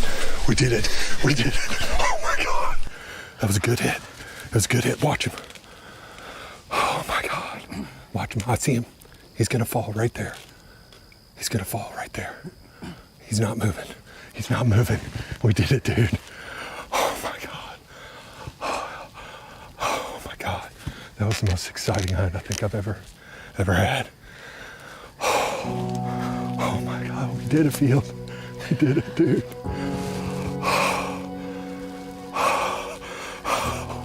He's down. I can see his white belly right there. I can see it. I can see it. Yes. We did it. We did it. He's huge. He's huge, dude. I mean, he was 20 and I had my pin set on 35, so I had aimed really low. And he was quartering 2, but I mean, he was about to walk on top of us. I had to do it there.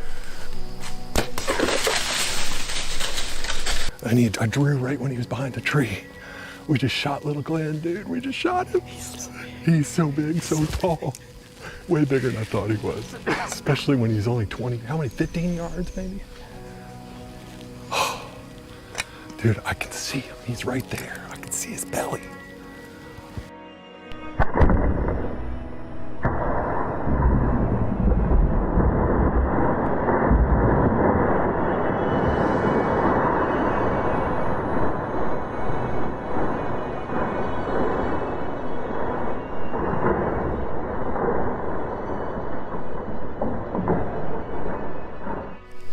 I can't believe we just did this.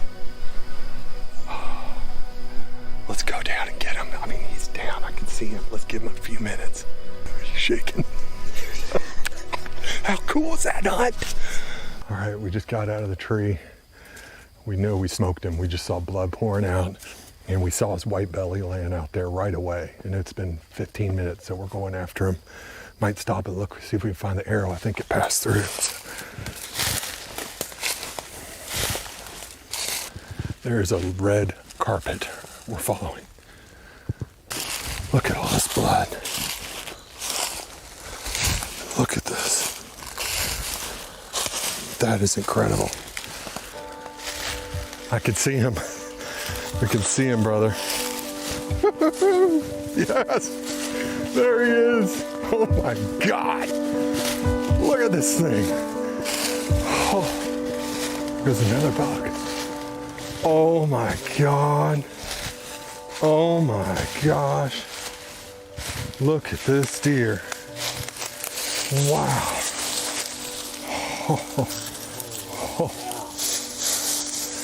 Oh my. Look how tall and perfect that is. Look how at this point, I didn't know it was that big. This stuff, wow.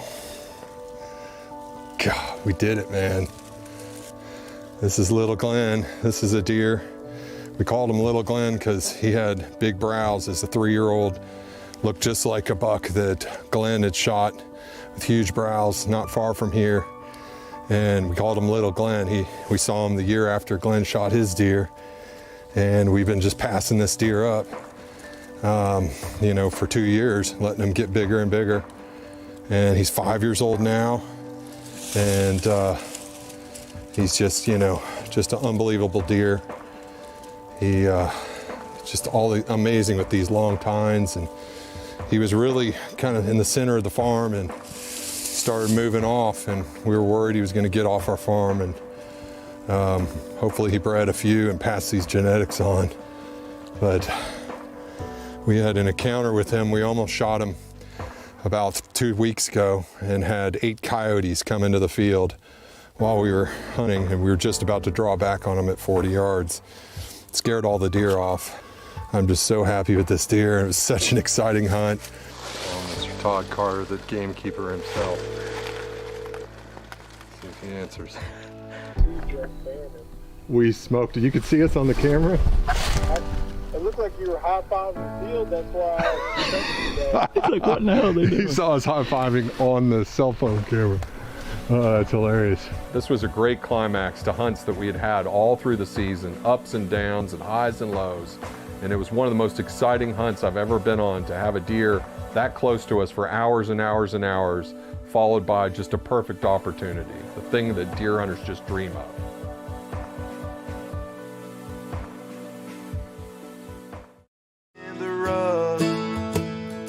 All I got is time.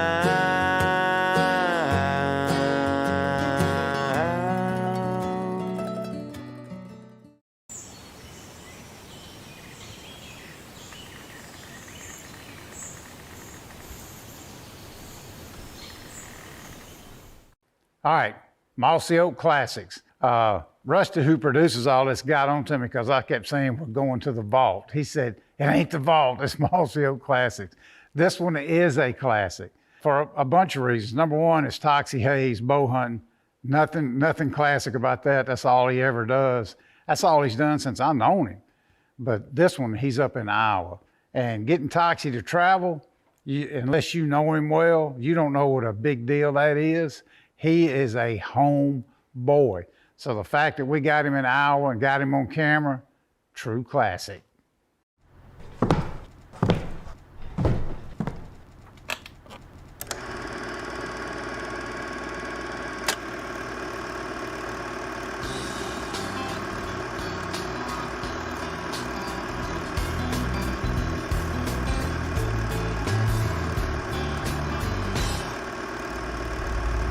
Boy, it's a pretty spot. Acorns are falling. I see a big red oak down there.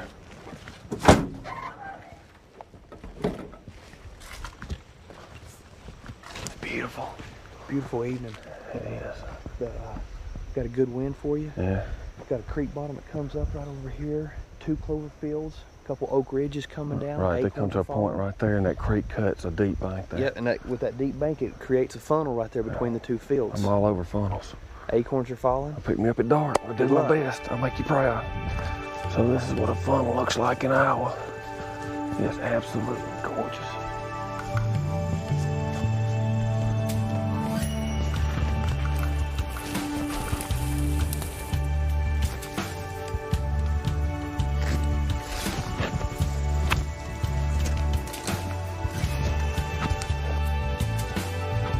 Wow. Look at the rocks.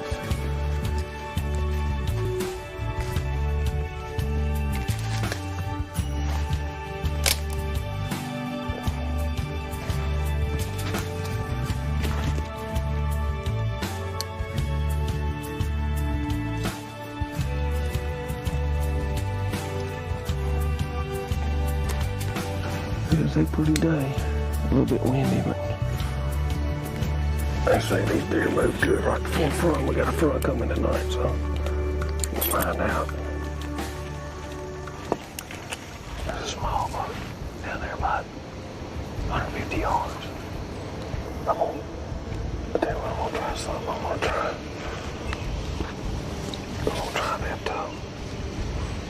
I didn't want to try that extra skull that guy killed that big old buck with last year up in Ohio. I brought one. I'm just gonna try and see what happens.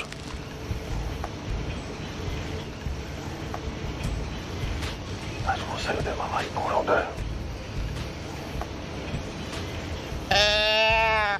Boy, he jerked his head up. Look right there. Deer's a deer to the right. That's what I'm telling you. We're gonna take that. That's a good deer. It's a real good deer. It's a real good deer.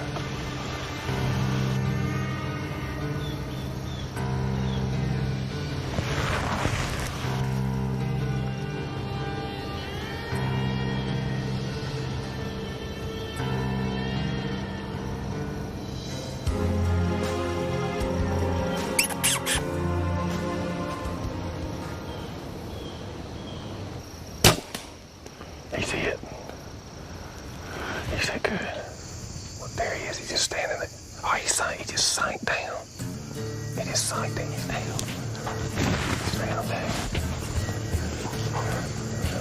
I can't see all of it, but I saw him just sink down. I'm gonna wait. I'll just be safe. We got some time. And I can see.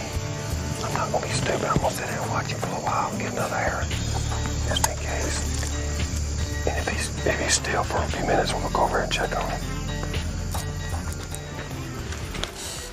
Man, one thing about it, I think we waited long enough, but you can't be too careful. I feel really, really good about it. All right, he's right there.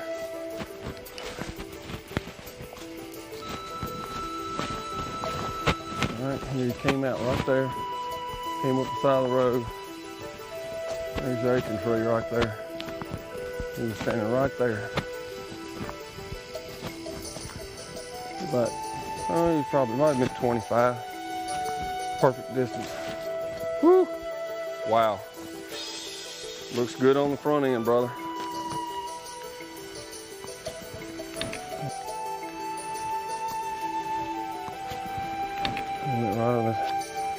Just like that trail goes. Last time I saw him, he was right now. Maybe he just went over the hill. But it looked like he sank down right there to me. Oh, there it is right there. Now right and then left. He's zigzagging, that's good. He can't be far. Look at all the... There he is right there. Look right there. See the beam? He's down too. He's there. He is there, buddy. Wow. Didn't have much doubt, but you never know. You never know.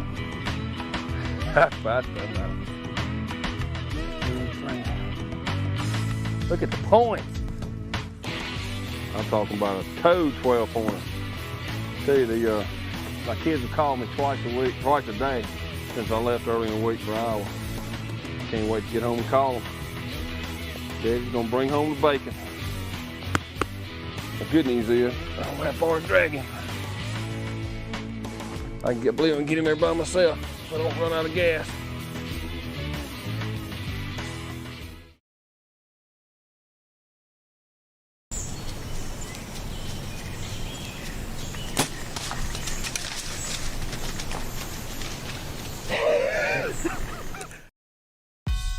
This episode of DoD TV is brought to you by the incredibly durable Morel shooting target. With many designs available, you're sure to find a target that fits your practicing style.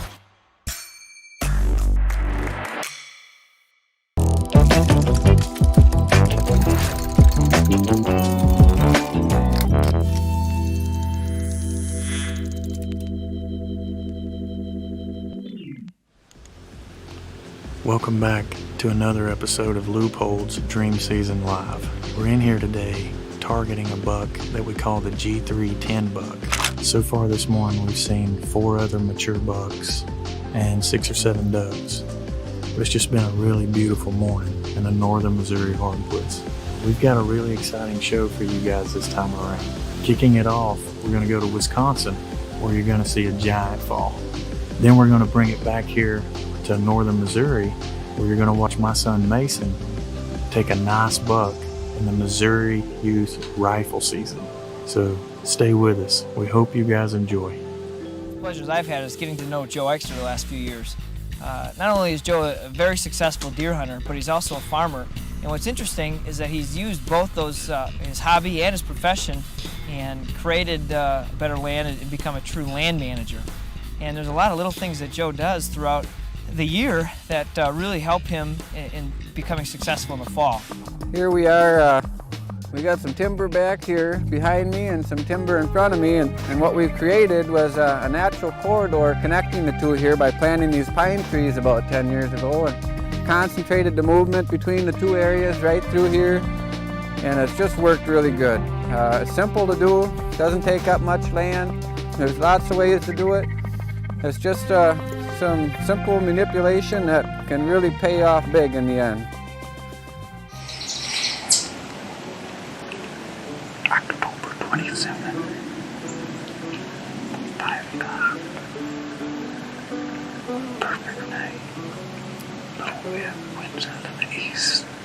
I got a recon cameras here. 20 yards away and then getting some good pictures of them.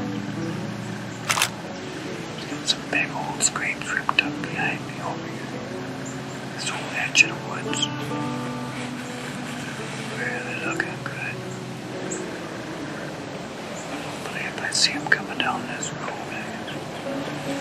got two tacticams going and 2 big cameras. Everything will have to be just right to get this done, but it could be really cool.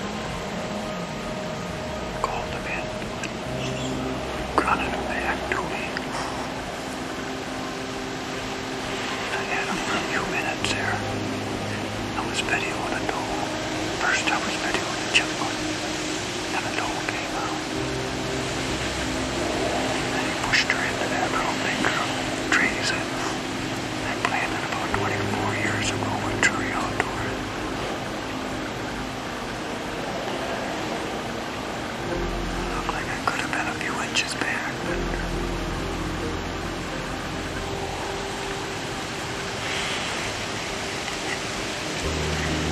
These new calls, nice and plastic, they don't make much noise. It just doesn't get any better than that. It just doesn't get any better than that. You put in the work, you put in the time, you pass up the younger ones. Just maybe things will come together for you like they did for me tonight. So much work, so much time, but I loved every second of it.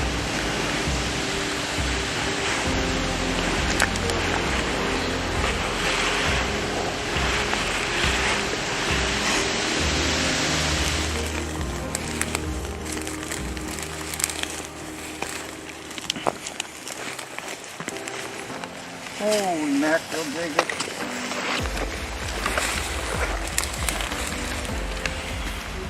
This is where he ended up. He went for water. My shot was a little far back. And a quick recount of what happened. I was self-filming and he came out with a doe. I got a little footage of him there chasing a doe around, pushing a doe around, and then he went up into these pine trees. And I brought out my hunter specialty tubes, and holy moly, did these things made one hunt turn into a really special hunt last night. Anyway, we're going to drag him up out of here and get him up on some high ground and clean him up a little bit so I can tell the whole story. Well, it's October 28th today. I shot this buck last night on October 27th. This is the buck I named High Hopes about 4 years ago, and he was making a scrape, same scrape. He's been using the same scrape this year as he did 3 years ago or 4 years ago. So when he came underneath my tree on that night, I named him High Hopes. Last year he busted off half his rack. I was able to find it. He broke it right off there at the eye guard, so he had a free pass last year. I was up in the tree last night. Same tree 24 years ago I filmed with Brian Thompson out of. And if we look back at that footage, the pine trees were just little, now they're 40 feet tall. When I planted those trees, it was to be a travel corridor, and that's what this big boy was doing, is he was using those pines for a travel corridor. So the story goes way back and the work goes way back on being able to harvest this buck. So here's how the hunt went last night. I'm up in the tree and a chipmunk came into the little water hole in front of me, and I was filming the chipmunk. And then I just no more than was filming the chipmunk, and a doe steps in to get a drink in the water hole. And then she kind of gets nervous and kind of steps off, and here steps out High Hopes. And he gave me a little bit of footage there where he was pushing that doe around, and he went into that travel corridor pines I planted 20 some years ago. So when he was inside there, I brought out the calls. I gave him a couple calls, and about 5 minutes, nothing. And I thought, you know, that buck is in there. He's not going to be in there for long. I want him to hear me. So I got really aggressive with, well, you'll hear, I basically was doing a pretty good buck growl in there. And he stepped out into that road, and he marched right down that road, right on top of my entry trail, which I thought was going to blow it. He got to the scrape, but he didn't stop, and he just kept walking. And I just had a couple of seconds there to decide whether to shoot or, you know, give him the old man and try to stop him. And I punched the trigger. You'll see I hit him a couple inches back. I really thought I had let him enough, but I obviously didn't. But he didn't go far. He ended up going about 300 yards, I guess, in total. And that's my story. So pretty surreal sitting behind this guy today, but thank you everybody for watching Leopold's Dream Season Live.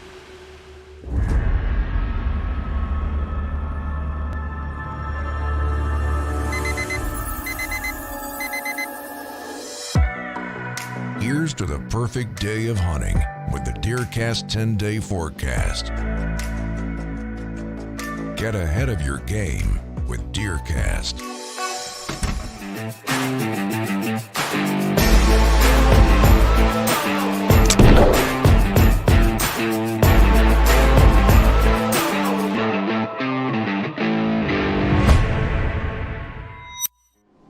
morning. October 30th. October 30th. What is this strange Halloween color we're wearing? Well, it's youth season in state of Missouri. My man here's 15. This will be his last youth season, so we're breaking out the cheater stick today and tomorrow. We got a clear day, excellent conditions, dead calm. We're going after one of our Big Ten shooters. So stay with us. We'll do another interview in the blind. And we'll keep you guys posted. Hopefully the morning goes well. All right, we just got in the blind. It's October 30th. Youth hunters in Missouri, deer better watch out. I love bow hunting, but gun hunting's a very close second. It's youth season in Missouri, so. Yeah, my last youth season. Hunting over a clover plot up on a beautiful ridge, horseshoe shaped. We see a lot of bucks up here. The majority of the bucks on our farm we see up here. We're in here after a Big 10 point this morning that we have our Conex trail camera pictures of. It's cold, it's calm, perfect conditions for the rut, so should be a good morning. Deercast says good all morning long. We got a very calm northwest wind this morning. It's 39 degrees, so it's chilly. I'm excited. He's excited. We're excited. Should be a good hunt. I'm excited to see what we get to see this morning, so stay with us.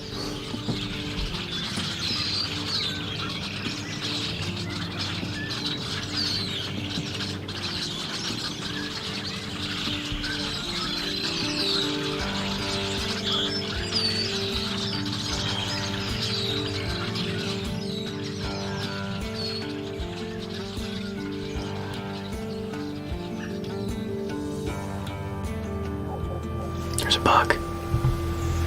It's that same one that I messed up on. Where is he? Right at the end of the road. He's turning around.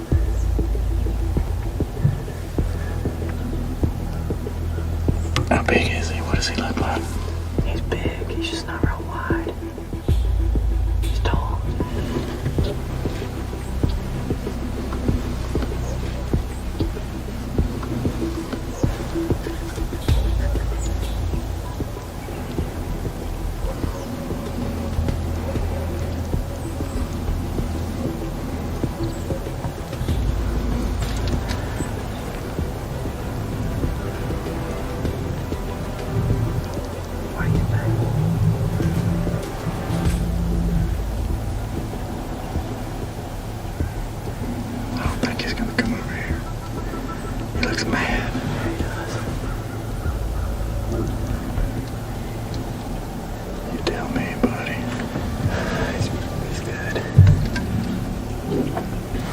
Yeah, I think I'm gonna shoot.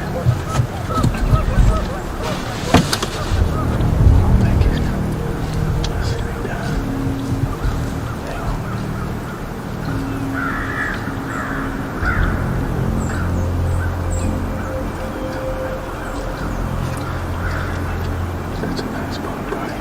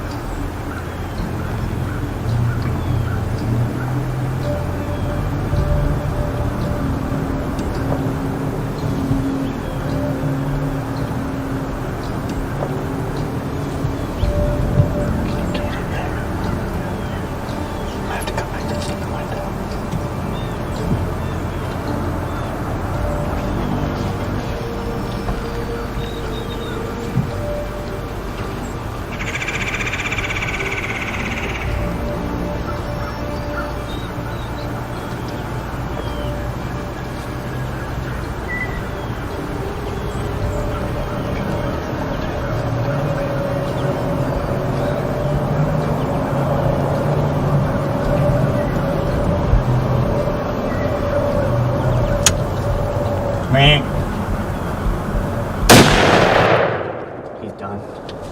He's done. I saw the buck come out.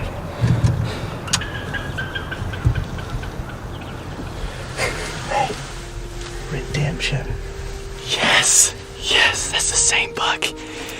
I had him at 25 yards about 4 or 5 days ago, and same exact blind, and I accidentally shot my arrow at the end. So coming in this morning, we knew that was gonna be one of my target bucks.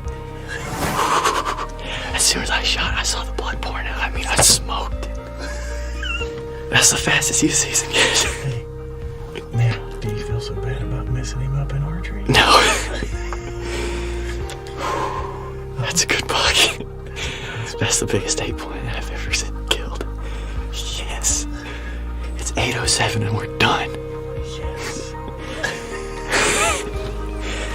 That's the first buck we saw all morning. I knew I wanted redemption on that buck. For me, it was either going to be him or that Big 10, and he messed up and came out first. Dude, the Winchester XPR has been broken in. 270 Winchester bullet, deer season XP. It's a win-win. It is a win-win. Come on. I think I hit him right there. Let's see what DeerCast says.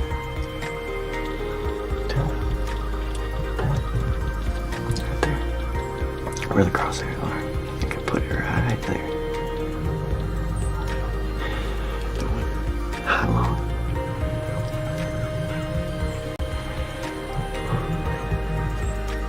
That was fast. Yeah, buddy, I'm proud of you. We got in here. That one got me fired up. I was like, I don't know if I'm gonna shoot him. I don't know. Yeah, I'm shooting him. My man.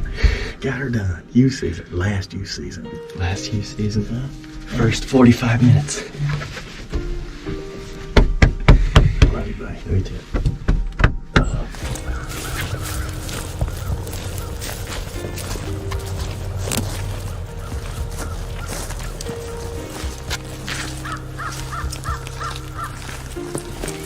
He's down right there.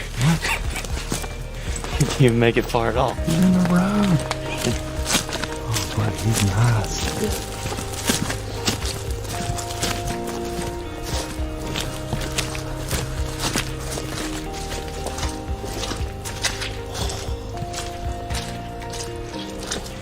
He's a little bit bigger than we were thinking. There's nothing wrong with that deer, huh? Oh. Yeah. It's big gnarly. It's like a big 4-year-old. Yeah. Huh? Look how thick he is on the way out. Good mass. Huh? Good job, buddy. All right, here he is. The Winchester XPR put a hurting on him. He probably ran 30 yards. He was at about 60 whenever I shot him, so. Chip shot, luckily. Old, mature 8-point, 4-year-old plus. Coming in today, we knew that we got a big 10-point in here, but also we got a bunch of mature 8-points in here that we need rid of, and he was one of them, and he was actually the biggest of all of them, thankfully. So I'm excited. This is my final youth season buck ever, and it was about a 45-minute long hunt, so couldn't have went any better. I'm excited. We're gonna go back to the house and get some breakfast to celebrate. My man's final youth season right here. He's growing up on us. It's a good shot, buddy. Thank you. Yeah. Get out there, hunt with your kids, show them nature, spend quality time with them. It's a beautiful thing. If I'm hunting, I don't get more excited than when he's hunting. So, you did good, buddy. Thank you. I love you. Love you too. All right, pancakes. Let's go. Get some of that clover, boy. Get some of that clover, boy. Alright, so those were some pretty awesome hunts that you guys just watched. Next episode, you're going to follow along with Chris as he goes after a buck we call Wishbone, and then also Hunter.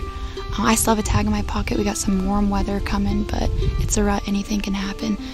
Some of the guys on the team have been having some pretty good luck. Kurt Hendershock, one of our team members, shot a really nice one yesterday. So keep following along with Dream Season Live. We got some awesome videos coming.